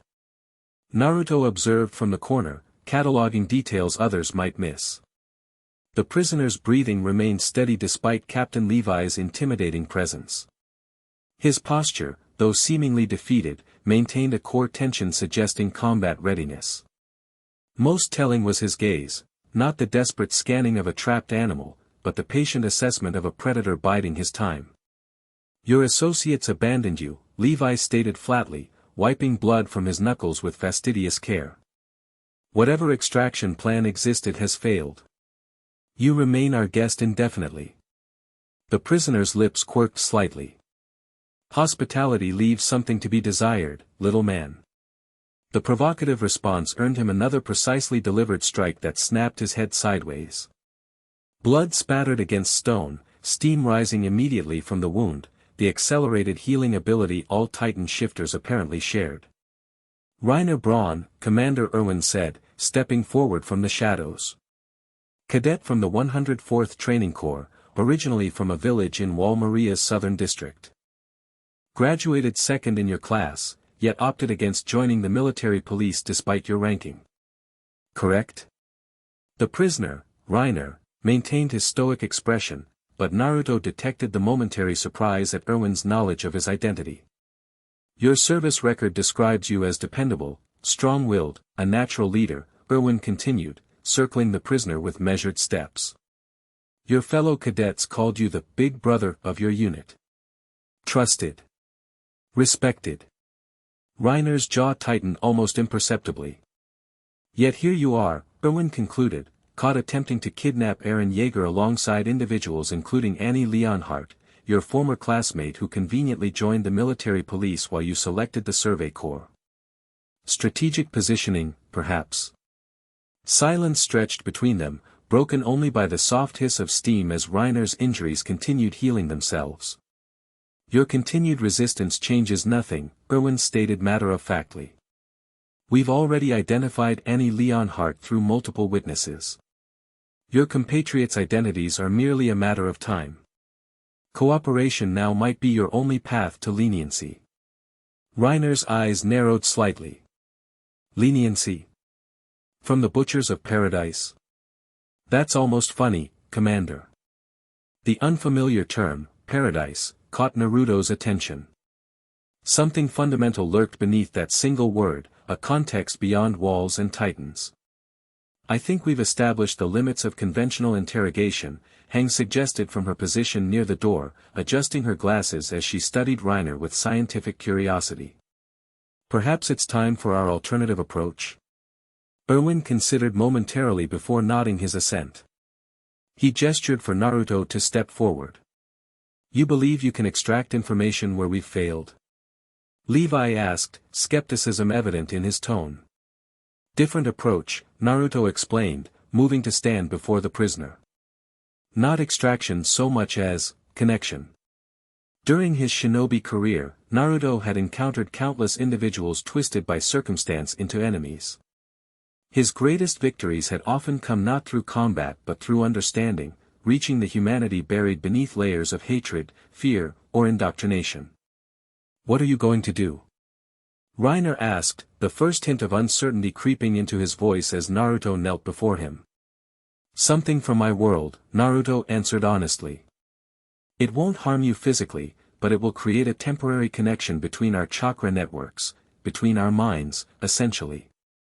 Reiner lunged forward suddenly, straining against his restraints. Stay out of my head. The violent reaction confirmed Naruto's suspicions. Reiner feared exposure of something beyond mere tactical information. Something deeply personal. Restrain him properly, Levi ordered, and guards moved to secure the prisoner more thoroughly. Once Reiner was immobilized, Naruto placed a hand on the shifter's forehead, channeling chakra with precision. The technique, a modified version of sensory sharing originally developed by the Yamanaka clan, would allow limited access to surface thoughts and emotional impressions without the invasiveness of true mind reading. Connection formed like ice crystallizing across still water, fragmentary images flashing between them, a walled village unlike any within Rose, Maria, or Sina, stark buildings of advanced design, children in military uniforms, a man with a beard delivering harsh proclamations, 3 young warriors selected for a mission, crossing an ocean, memories of transformation, collapsing wall Maria, years of deception, a homeland waiting, a promise of redemption, a threat against families left behind, the connection severed abruptly as Reiner managed to bite his own tongue with enough force to break Naruto's concentration. Blood welled from the shifter's mouth, steam rising as the wound immediately began healing. Naruto stepped back, processing the fragmented insights while Reiner glared with newfound hatred. You had no right, the shifter growled through bloody teeth. Neither did you when you attacked Wall Maria, Naruto countered quietly. When you condemned thousands to death as refugees. Shock rippled through the dungeon as everyone processed this revelation. Erwin stepped forward, his commanding presence focused entirely on Naruto. Explain, the commander demanded.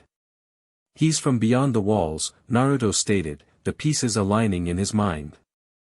From a place with technology beyond what exists here. He was sent as a warrior, alongside Annie and at least one other, to infiltrate the walls and locate something. Or someone. Naruto frowned, the details still unclear. They breached Wall Maria deliberately as part of their mission. Levi's expression darkened to something truly dangerous. You're saying the fall of Wall Maria, the deaths of thousands, was an intentional attack? Yes, Naruto confirmed grimly. Carried out by shifters including Reiner and Annie, under orders from their homeland. Reiner's composure cracked further, desperation bleeding into his expression. You don't understand. You can't possibly understand what's at stake. Then help me understand, Naruto offered, genuine compassion in his voice despite the horrific revelation. Whatever you've done, whatever you believe justifies it, explain it to us.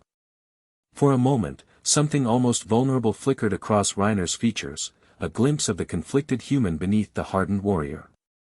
Then the walls slammed back into place, his expression resolving into grim determination. You're right about one thing, Reiner stated flatly. You're all completely ignorant of the true nature of this world. And that ignorance is by design. Before anyone could respond, a tremendous crash shook the entire castle, dust raining from the ceiling as the sound of distant explosions reached them. We're under attack, Erwin concluded immediately, already moving toward the door. Secure the prisoner. All officers to defensive positions. As the dungeon erupted into organized chaos, Naruto caught Reiner's expression, not surprise or relief at the apparent rescue attempt, but something more complex. Concern, perhaps even fear. This isn't your people, is it? Naruto realized. No, Reiner confirmed grimly. Someone else has entered the game. Naruto emerged from the castle into orchestrated pandemonium. Survey Corps soldiers mobilized with practiced efficiency despite the unexpected nature of the attack. Through the pre-dawn gloom, he identified the threat, military police special operations units deploying in combat formation around the castle perimeter. Not a conventional Titan attack, but an internal military action. A coup. Uzumaki. Commander Erwin's voice cut through the chaos. Status report from the East Quadrant. Naruto created a shadow clone instantly, transforming it into a bird to gain aerial perspective while the original continued toward Erwin's position. The commander stood at the castle's main entrance, calmly issuing orders while MP forces established siege positions. They've surrounded the entire perimeter, Naruto reported as he reached Erwin. Approximately 70 soldiers with ODM gear, standard weapons, plus mounted units. They're positioning artillery at the north and south approaches. Erwin absorbed this information with characteristic composure. This is Nile's response to our prisoner, asserting military police jurisdiction by force rather than bureaucracy. There's more, Naruto added, the memories from his aerial clone filtering through. I spotted Annie Leonhardt among their forces, though she's hanging back from the main formation. And there's something off about some of the MP soldiers. Their movements are too coordinated, almost mechanical. Military police has its own special operations protocols, Erwin noted, though his eyes narrowed at the mention of Annie. Commander. Hang called, rushing toward them with uncharacteristic urgency. Jaeger is showing signs of transformation stress. The commotion seems to be triggering instability in his control mechanisms. This complicated matters significantly. If Eren transformed unintentionally during a military standoff, it would validate the MP's worst fears and potentially justify lethal force. Where's Levi? Erwin demanded. With the prisoner, Heng replied. He suspected a potential extraction attempt coordinated with the frontal assault. Naruto's thoughts raced through strategic calculations. Commander, I can create enough shadow clones to counter their numerical advantage, but it would escalate the confrontation beyond diplomatic resolution. Agreed, Erwin nodded, his mind visibly working through options. Our priority is de-escalation while maintaining custody of both Jaeger and our prisoner. Political resolution remains preferable to military confrontation with fellow soldiers. Sir. A scout reported from the battlements. Commander Nile is approaching under white flag with 2 escorts. As expected, Erwin murmured. They wished to present this action as legitimate military procedure rather than an unauthorized assault. He turned to Naruto. I need you with Eren. Your unique energy, chakra, seems to stabilize his Titan transformation tendencies. If he loses control during negotiations, all diplomatic options vanish. Understood, Naruto acknowledged, already moving toward the castle's interior where Eren was being held. As he navigated stone corridors, he encountered Mikasa rushing in the opposite direction, blades drawn and expression deadly. Military police, she stated, her voice tight with controlled fury. They're claiming authority to seize Eren under emergency powers granted by the king. Erwin's negotiating, Naruto explained, falling into step beside her. Where is Eren now? Underground chamber with the Special Operations Squad, Mikasa replied. They're concerned about triggering a transformation if he becomes agitated. That's where I'm headed, Naruto confirmed. Erwin thinks my chakra might help stabilize him. Mikasa's pace didn't slow. I'm coming with you. They descended rapidly into the castle's lower levels, reaching the reinforced chamber where Eren was being held. The young shifter paced restlessly inside, sweat beading on his forehead, hands clenched into white-knuckled fists. Captain Levi's elite squad maintained a vigilant perimeter, their expressions betraying tension despite their disciplined postures. Eren, Mikasa called softly, her normally stoic demeanor softening slightly. Eren's head snapped up, turquoise eyes wild with barely contained energy. Steam wisped from his skin, the precursor to transformation. Military police, he growled, his voice distorted as if something else spoke through him. They've come for me. To dissect me like a lab animal. Commander Erwin won't let that happen, Naruto assured him, approaching slowly with palms raised non-threateningly. But you need to maintain control, Eren. Transforming now would only validate their fears. I can feel it, Eren gasped, clutching his head. The power, wanting out, wanting to fight, Naruto reached him, placing a steady hand on his shoulder. Focus on my chakra, he instructed, channeling a soothing flow of energy between them. Match your breathing to mine. The power responds to your emotions, your intent. It's yours to command, not the other way around. The connection formed instantly, more profound than Naruto had anticipated. Through the physical contact, he sensed the roiling energy within Eren, so similar yet fundamentally different from Bija chakra. Where the Nine Tails had been sentient, willful, this power felt primal, reactive, yet somehow, networked. Connected to something vaster. And as Naruto's chakra merged with Eren's Titan energy, something unexpected stirred within Naruto himself, a resonance, a recognition, as if two compatible frequencies had suddenly aligned. Images flashed between them, colossal Titan breaching the wall, armored Titan smashing through the inner gate, a bearded man injecting something into Eren's father, a key to a basement, Eren's father forcing him to consume something, transformation, rage, memories not his own, ancient battles, walls built from colossal forms, a coordinated power connecting all Titans. Naruto broke contact abruptly, staggering backward as foreign sensations cascaded through his system.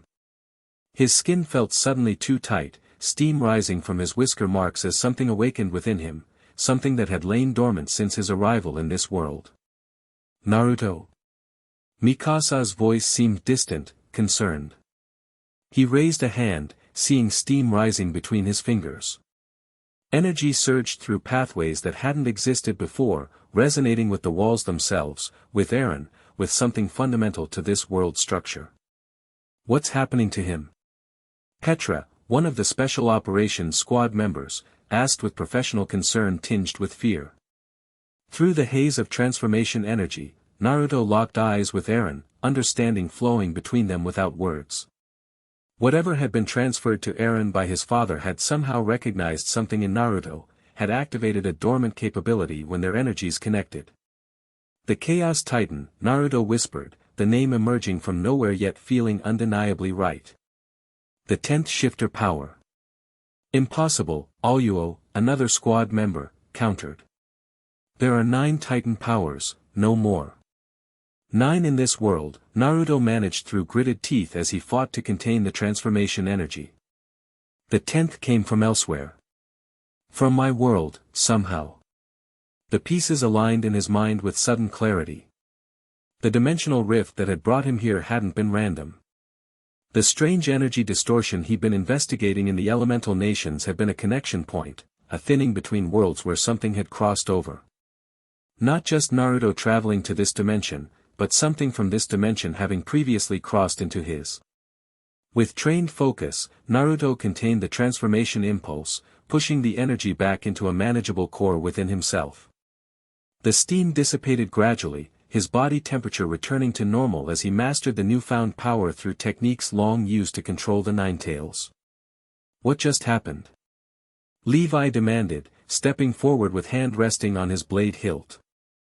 I think, Naruto replied carefully, I just discovered how I got here. And why? He looked at Eren, whose own transformation symptoms had subsided during the connection. The power that lets Eren transform, it exists in 9 variants in this world. But there was a 10th, lost somehow across dimensions to my world. And you, what? Brought it back. Levi's skepticism was palpable. I think it brought me back, Naruto corrected. When I investigated the dimensional distortion in my world, the Titan power recognized me as a compatible vessel, someone who had previously contained a powerful entity. It pulled me through to its origin point. The Chaos Titan, Eren murmured, something like recognition in his eyes. There are stories, legends, about a Titan power that vanished centuries ago. A power that could mimic other Titans, create duplicates of itself. Most believed it was just a myth. The description matched Naruto's shadow clone capability too precisely for coincidence. Somehow, the fundamental nature of the Chaos Titan power had shaped jutsu development in the elemental nations, perhaps through generations of subtle influence after crossing dimensions. Whatever it is, Levi stated flatly, you need to control it. We have enough problems without another unpredictable shifter in the equation. A messenger appeared at the chamber entrance, saluting crisply. Captain. Commander Erwin requests everyone's presence in the main hall immediately. Situation has evolved. Levi's eyes narrowed. Evolved how? Sir, the military police forces are standing down. Commander Nile has agreed to a joint oversight arrangement for both prisoners, with representatives from all 3 branches present during questioning. Unexpected development. Naruto exchanged glances with Mikasa, whose subtle expression shift suggested similar suspicion regarding the sudden diplomatic breakthrough. Let's move, Levi ordered, gesturing for his squad to form escort formation around Eren. Maintain alert status despite the supposed resolution. As they ascended toward the main hall, Naruto walked alongside Mikasa, who studied him with quiet intensity. This Titan power within you, she said quietly, can you control it? Yes, Naruto answered with confidence born of long experience. Controlling the Nine Tails was much more challenging, it had a will of its own, conscious malice. This feels more responsive. Less oppositional. But powerful, she observed. Extremely, he confirmed. And connected somehow to all other Titan powers. I could sense it when I touched Eren, a network linking all shifters together. This revelation visibly troubled Mikasa. Could others sense you through this network? Annie? Reiner? Perceptive question. Possibly, Naruto acknowledged. Though I think it requires proximity and direct contact to establish the initial connection. They reached the main hall, finding it transformed into an impromptu council chamber. Commander Erwin stood at the center with Commander Nile, their postures suggesting an uneasy truce rather than genuine reconciliation. Representatives from each military branch formed a loose circle around them, tension evident despite the diplomatic veneer. Most surprising was the presence of Commander-in-Chief Zachary, who had apparently arrived during the standoff. His expression remained impassive as he observed the proceedings with calculating detachment. Ah, our assets have arrived, Erwin acknowledged as Eren entered with his security detail. His gaze lingered momentarily on Naruto, noting something different in his demeanor. We've reached a provisional agreement regarding jurisdiction and information sharing. Conditional agreement, Nile corrected stiffly. Pending demonstration of control protocols for both Jaeger and the interdimensional anomaly. Uzumaki, Zachary stated, addressing Naruto directly. Commander Erwin reports unusual energy manifestations detected in the lower chambers. Explain. Naruto stepped forward, recognizing the political importance of transparency in this moment. Sir, I've discovered that I possess a Titan shifting ability similar to Eren Jaeger's. It appears to have been dormant until contact with Eren's energy activated it. Murmurs rippled through the assembled officers. Niall's hand drifted instinctively toward his weapon before military discipline reasserted control. Another shifter, Zachary noted with clinical interest. And you can control this ability? Yes, sir, Naruto confirmed. My previous experience containing the nine-tailed fox entity in my world provided extensive training in managing internal energy systems. Convenient, Niall commented skeptically. Demonstrate, Zachary ordered, his tone making clear it wasn't a request. Naruto glanced at Erwin, who gave a subtle nod of approval. The political reality was unavoidable. Without demonstration of control, Naruto would be classified as an unpredictable threat requiring containment or elimination. I'll need space, Naruto explained, moving toward the center of the hall as officers backed away cautiously. And I suggest everyone maintain distance for safety. Drawing on his extensive chakra control experience, Naruto focused on the newly awakened Titan energy within him. Unlike Eren's transformation, which seemed to require blood and specific intent, Naruto found he could channel the power with precision similar to his chakra manipulation. Orange energy crackled across his skin as he carefully released a controlled amount of transformation power. His body temperature rose dramatically, steam emanating from his pores as cellular structures began the metamorphic process. Unlike full transformation, Naruto maintained the energy at partial manifestation, his height increasing by approximately 1 meter, muscle mass doubling, distinctive fox-like features emerging including elongated canines and more pronounced whisker marks. Most significantly, a translucent orange chakra shroud formed around him, similar to his nine-tails cloak but composed of Titan energy rather than Bija chakra. The gathered officers stared in astonishment at the controlled partial transformation, something none had witnessed before, not even from Eren. Fascinating, Hang whispered, scientific curiosity overriding caution as she stepped closer. Partial manifestation with maintained cognitive function. No signs of the berserker tendencies observed in Jaeger's initial transformations. Different mechanism, Naruto explained, his voice deeper but still entirely his own. I'm channeling the energy rather than surrendering to full transformation. Could Jaeger learn this control method? Zachary asked, practical implications immediately apparent. Possibly, Naruto acknowledged. With training. The principles are similar to chakra control techniques from my world. With careful concentration, Naruto reversed the partial transformation, the orange energy shroud dissipating as his body returned to normal proportions. The demonstration had achieved its purpose, establishing that his Titan ability represented controlled potential rather than unpredictable threat. Impressive control, Erwin commented, strategic mind clearly calculating new possibilities. This partial transformation capability could have significant tactical applications. It also raises questions about the nature of Titan powers generally, Hang added enthusiastically. If different manifestations are possible beyond the all-or-nothing transformation we've observed previously, the strategic implications can be explored later, Zachary interrupted, returning focus to the immediate political situation. For now, we've established that both Jaeger and Uzumaki represent manageable assets rather than immediate threats, justifying joint oversight rather than military police custody. Niall appeared less than satisfied with this conclusion but offered no further objection. The political momentum had shifted decisively toward Erwin's position. Now, Zachary continued, regarding the captured shifter and the alleged involvement of military police cadet Leon Hart in unauthorized operations. A tremendous crash interrupted the proceedings as something massive struck the castle's outer wall. Stone fragments rained from the ceiling as the entire structure shuddered under impact. "Titan attack," a scout shouted from the doorway. "Multiple hostiles approaching from the north." "Impossible," Nile countered.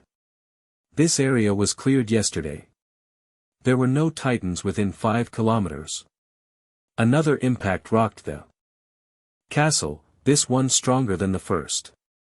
Through newly formed cracks in the stone wall, Naruto glimpsed something that sent ice through his veins, a massive, skinless face peering in with cold intelligence.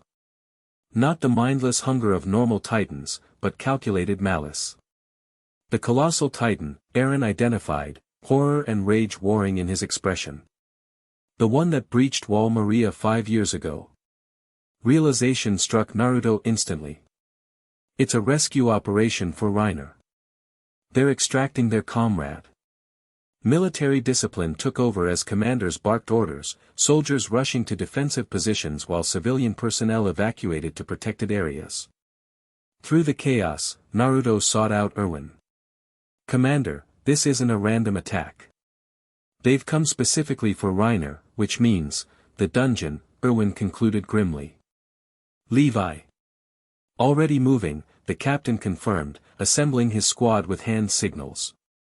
"I'm coming too," Naruto insisted, creating shadow clones to assist with perimeter defense while the original accompanied Levi's team. They raced through crumbling corridors, stone dust filling the air as the castle sustained continued assault. Reaching the dungeon level, they found the entrance demolished, massive stones thrown aside like toys.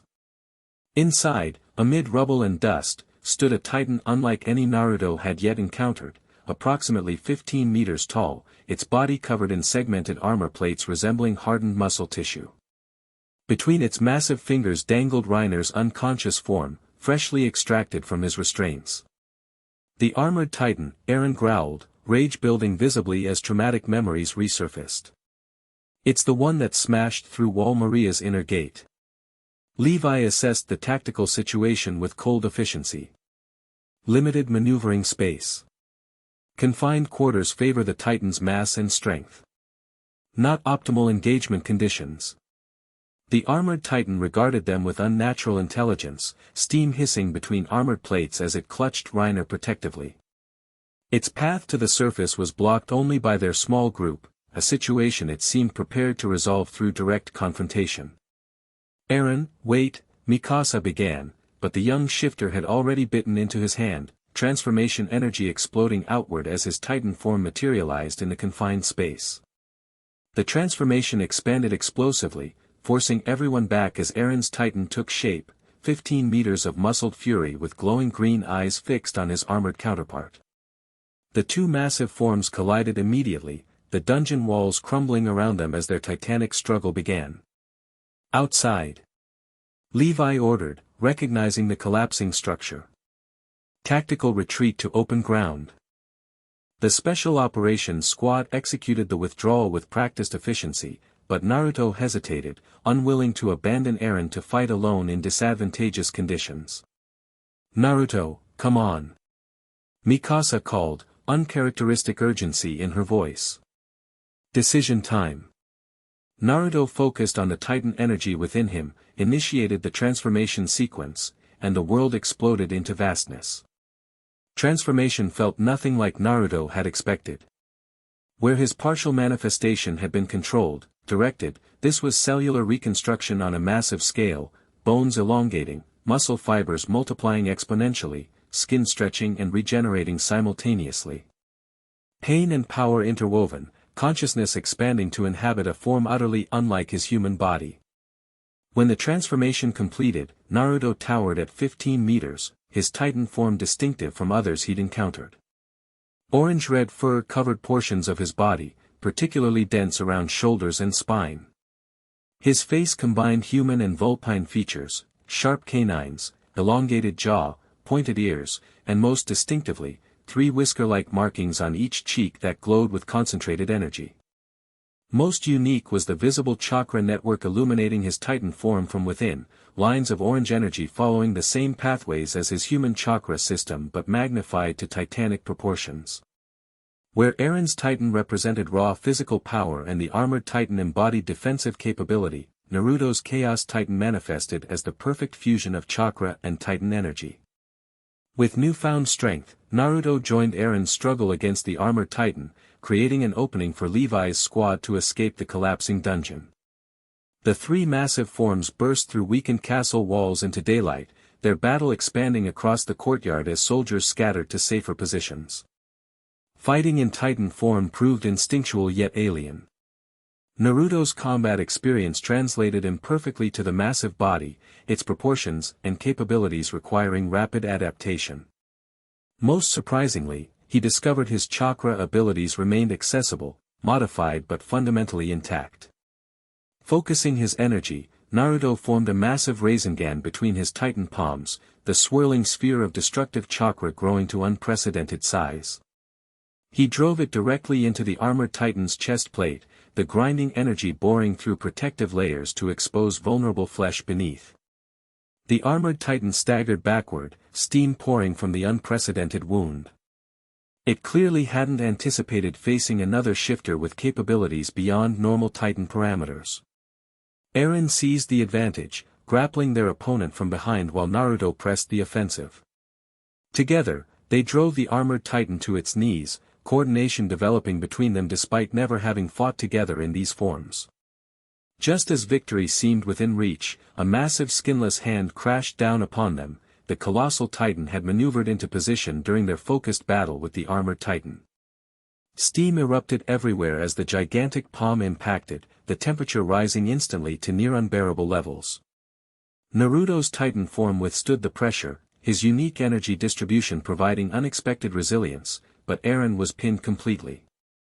The armored Titan seized this opportunity to break free, still clutching Reiner as it sprinted toward the tree line with surprising speed for its massive size. Strategic decision point: pursue the escaping armored Titan or assist Eren against the more immediate threat of the colossal Titan. Naruto chose Eren, channeling chakra through his Titan form to create something unprecedented, a Titan-sized shadow clone that split from his body in a massive cloud of steam.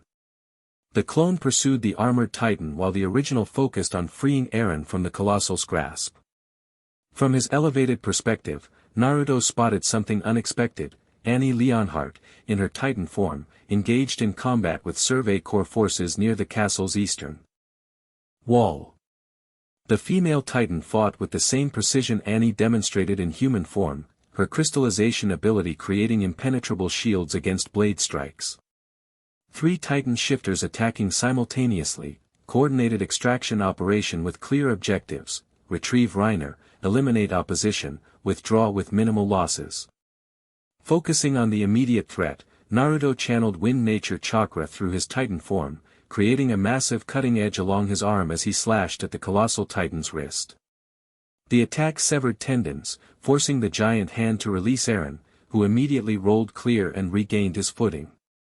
Communication in Titan form proved challenging, but Naruto and Eren established rudimentary coordination through gestures and combat positioning.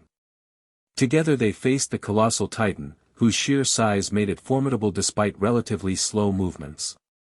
Naruto received memories from his pursuing clone. The armored Titan had reached the forest edge where a fourth shifter waited.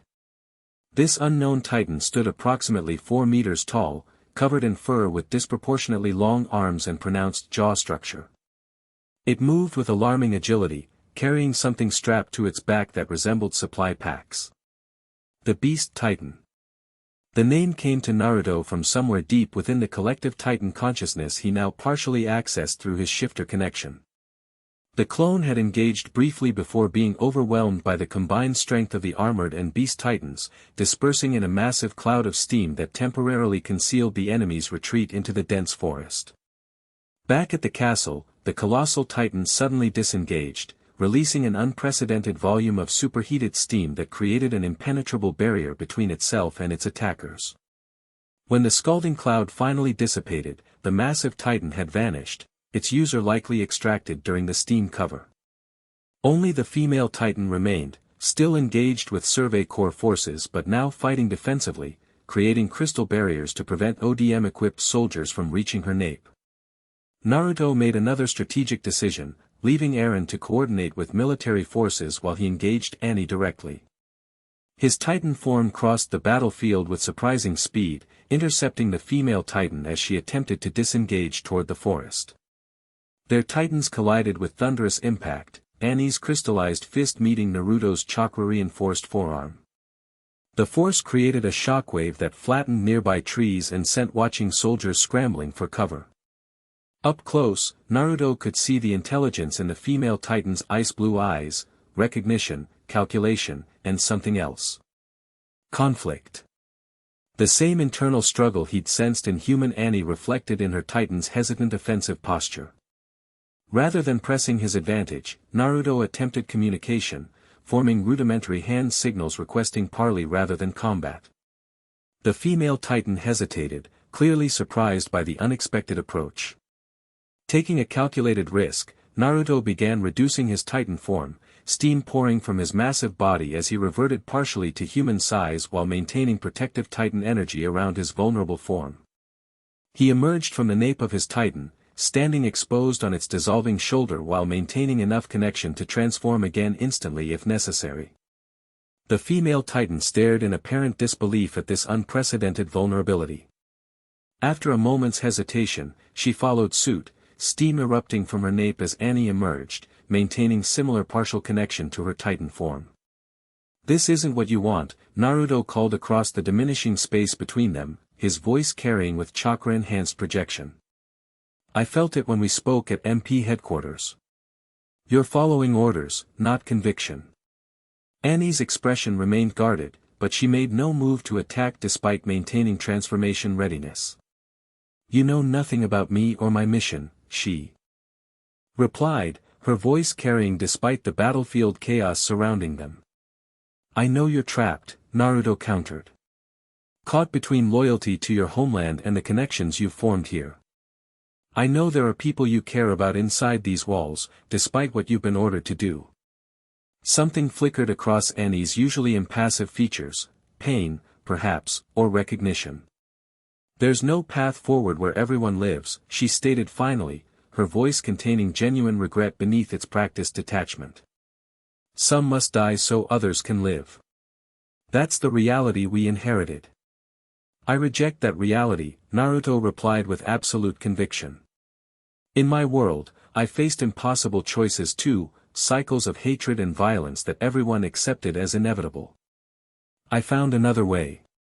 We can find another way here too."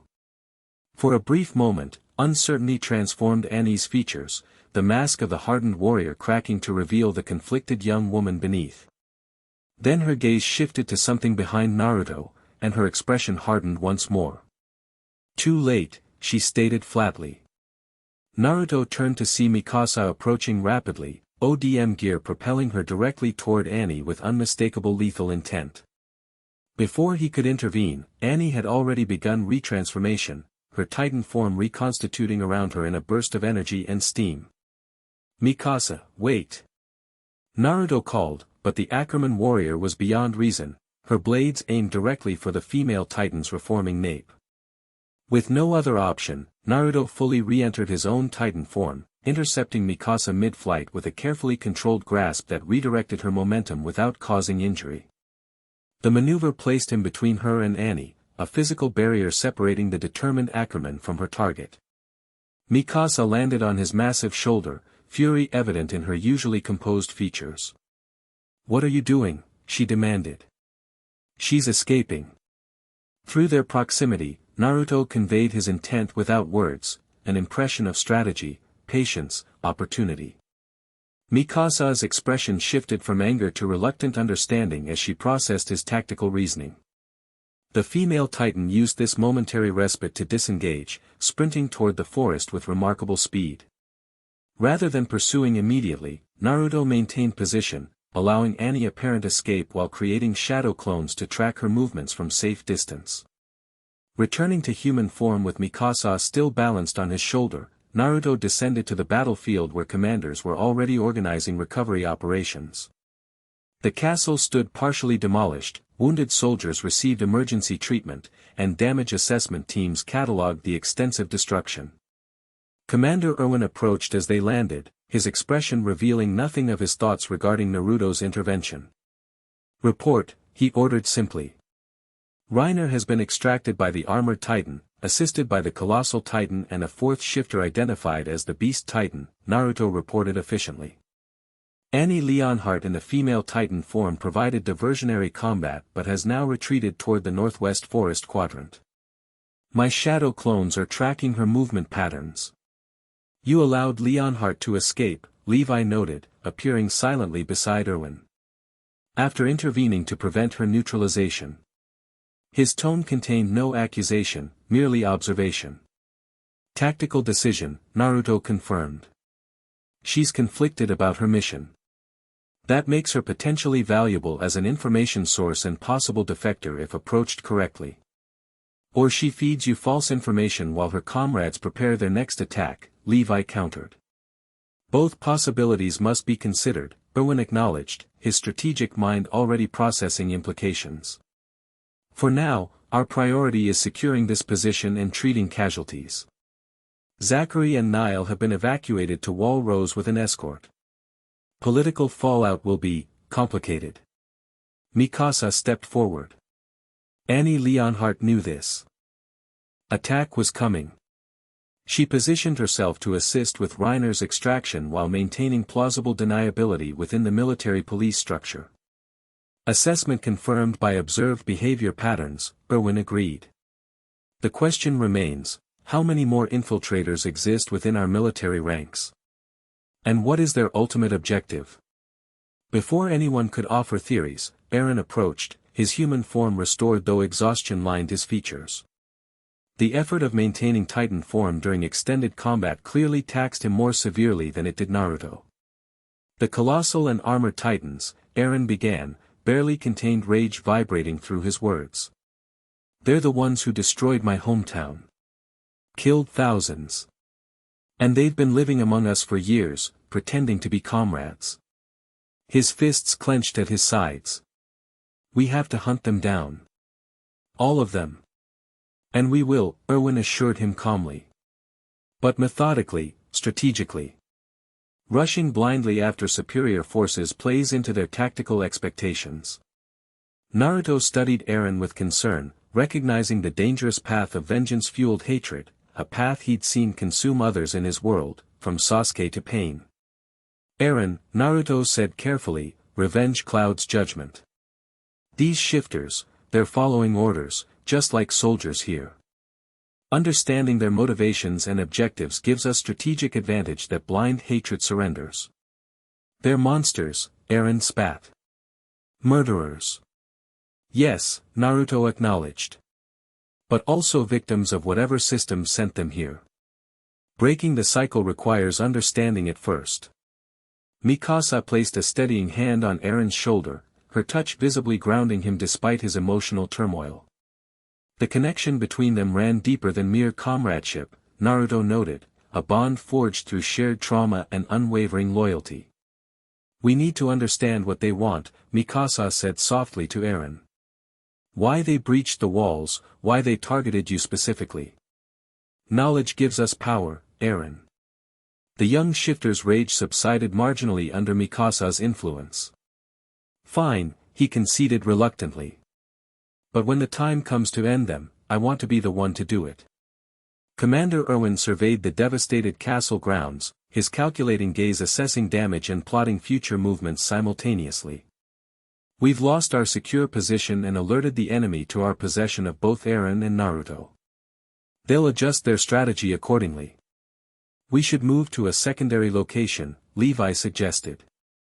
"The old forest outpost has underground facilities suitable for continued training and containment protocols." "Agreed," Erwin nodded.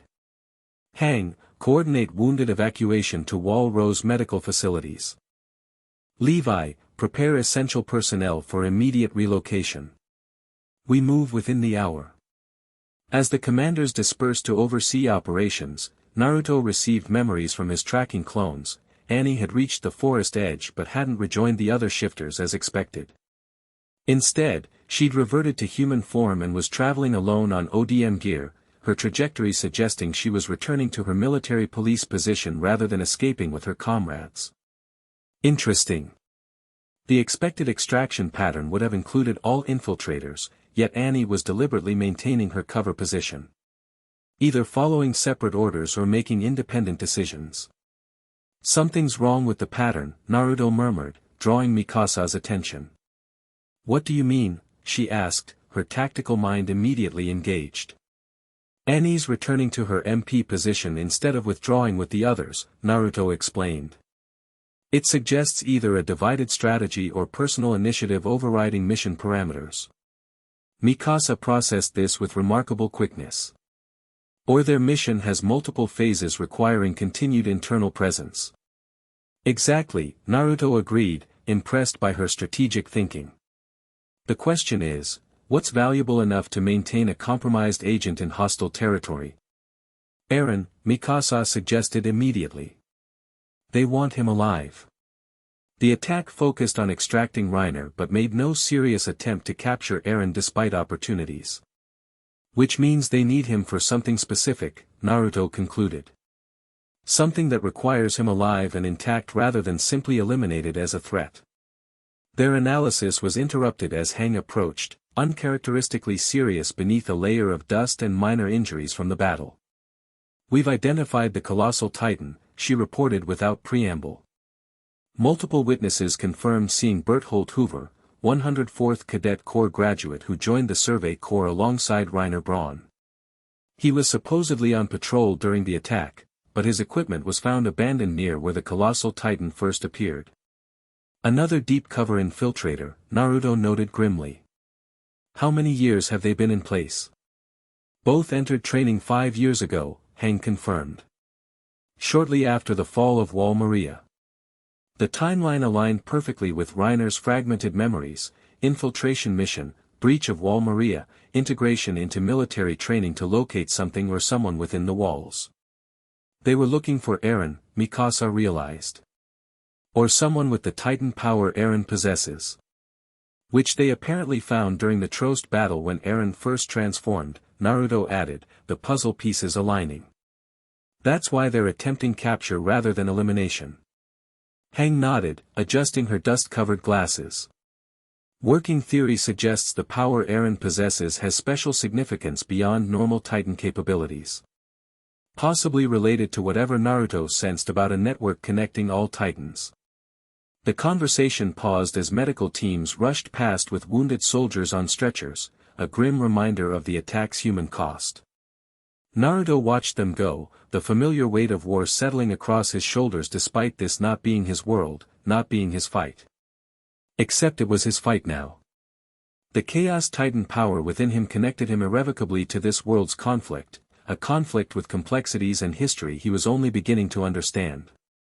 Prepare for departure in 20 minutes, Hang instructed, already moving toward her next responsibility. Commander wants both of you with the secure transport unit. As Hang hurried away, Naruto and Mikasa found themselves momentarily alone amid the organized chaos of evacuation preparations. For the first time since the battle began, Mikasa's carefully maintained composure showed cracks, exhaustion and concern bleeding through her disciplined exterior.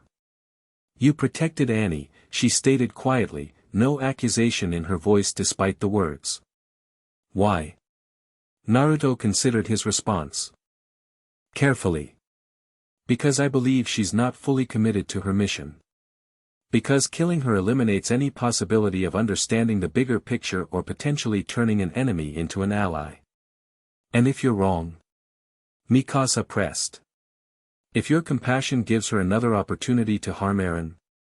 Then I'll stop her, Naruto replied simply. Permanently if necessary. But only after confirming she's truly beyond reaching. Mikasa studied him with that penetrating gaze that seemed to see through all pretense. Your world, she said finally. Was it like this? Constant battle, impossible choices, watching comrades fall. Yes, Naruto admitted. The Fourth Great Ninja War claimed thousands of lives. Turned friends against each other. Revealed secrets that shattered everything we thought we understood about our world. And you found peace despite that? A question containing hope beneath its skepticism. Eventually, Naruto confirmed. Not through destroying all enemies, but by breaking the cycle that created them in the first place. He met her gaze directly. There's always another path beyond the binary of kill or be killed. Finding it is the hard part. Something shifted in Mikasa's expression, not quite softening, but a subtle recognition, perhaps even respect. Most people inside these walls lost hope long ago, she said quietly. Accepted extinction as inevitable, just a matter of time. Hope is a choice, Naruto replied. One I make every day, regardless of circumstances. It's the foundation everything else is built on. Mikasa's response surprised him, the ghost of a smile touching her lips before disappearing behind her usual composed expression. Eren would say something similar, she observed. Before Wall Maria fell. Before she could elaborate, shouted orders announced the imminent departure of the convoy. They moved toward their assigned positions, the moment of connection giving way to military necessity. As they prepared to abandon the compromised castle, Naruto's thoughts returned to Annie, her conflicted expression during their brief exchange, the hesitation in her Titan's attacks, her decision to maintain cover rather than extract with her comrades. There was opportunity there. A fracture in enemy solidarity that could be leveraged not just for tactical advantage, but potentially toward resolution that didn't end in mutual annihilation. The convoy departed as sunset painted the devastated castle in blood-red light, long shadows stretching across the battlefield like physical manifestations of the secrets still hidden beneath this world's surface.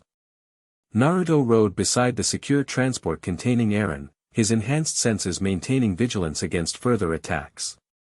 Within him, the Chaos Titan power had settled into a steady resonance, no longer foreign but integrated, as if it had always been part of him, just waiting for activation.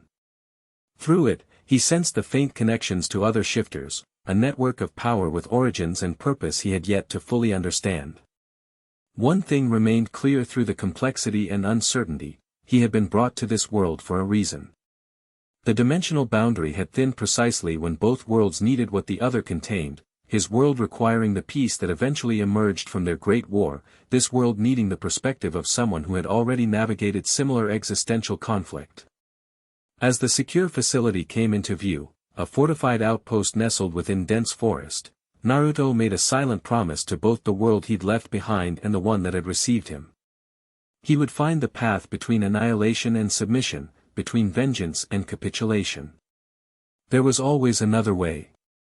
Always a path beyond the binary choices presented as inevitable. The convoy entered the outpost gates, torches illuminating stone walls and determined faces. Tomorrow would bring new strategies, new revelations, new challenges. But tonight, survivors counted their losses, tended their wounded, and prepared for whatever came next. Naruto caught Mikasa's gaze across the courtyard where she stood vigilant near Eren's transport. Something passed between them, understanding, recognition, perhaps even the first tentative connection of something deeper. Then she nodded once, a gesture containing acknowledgement and respect, before returning to her duty. Small moments amid world-changing events. Personal connections forged in the crucible of shared struggle. This, Naruto knew from experience, was how paradigms shifted, not through grand pronouncements or decisive battles alone, but through individual hearts choosing different paths than those laid before them. As stars appeared in the darkening sky above the forest outpost, Naruto sensed Annie Leonhardt had successfully returned to her military police position within Wall Sina. Distance couldn't entirely sever the faint connection established between their Titan energies during combat. She had made her choice for now, maintaining her cover role despite the opportunity to escape. Whatever came next would depend partially on the decisions she made in the days ahead, decisions Naruto hoped to influence through the understanding they'd begun to establish. Eren emerged from his transport, determination hardening his features as he surveyed their new base of operations. Mikasa remained at his side, her loyalty unwavering despite the complexity of emotions Naruto sensed beneath her composed exterior. 3 lives connected by circumstance and power, each representing different aspects of the conflict engulfing this world. Eren with his righteous rage and determination to destroy those who had taken everything from him. Annie with her divided loyalties and the burden of terrible actions carried out under orders she hadn't chosen. And between them, Naruto, outsider yet increasingly central, connected to both worlds and neither, seeking the path others couldn't yet see. "We begin again tomorrow," Commander Erwin announced to the assembled core team. "New strategies. New understanding of our enemy. New approaches to the power we possess." As the group dispersed to their assigned quarters, Naruto gazed up at the star-filled sky, recognizing constellations identical to those above Konoha despite the vast dimensional separation. Same stars, different world, a reminder that fundamental patterns transcended apparent boundaries. The path forward wouldn't be simple or painless. But it existed. And finding it meant everything, not just for Naruto's own journey home eventually, but for all those caught in this world's ancient conflict. Tomorrow would bring them one step closer to that path, one way or another. The end. Thank you for watching this video. Please be sure to subscribe to our channel and like this video.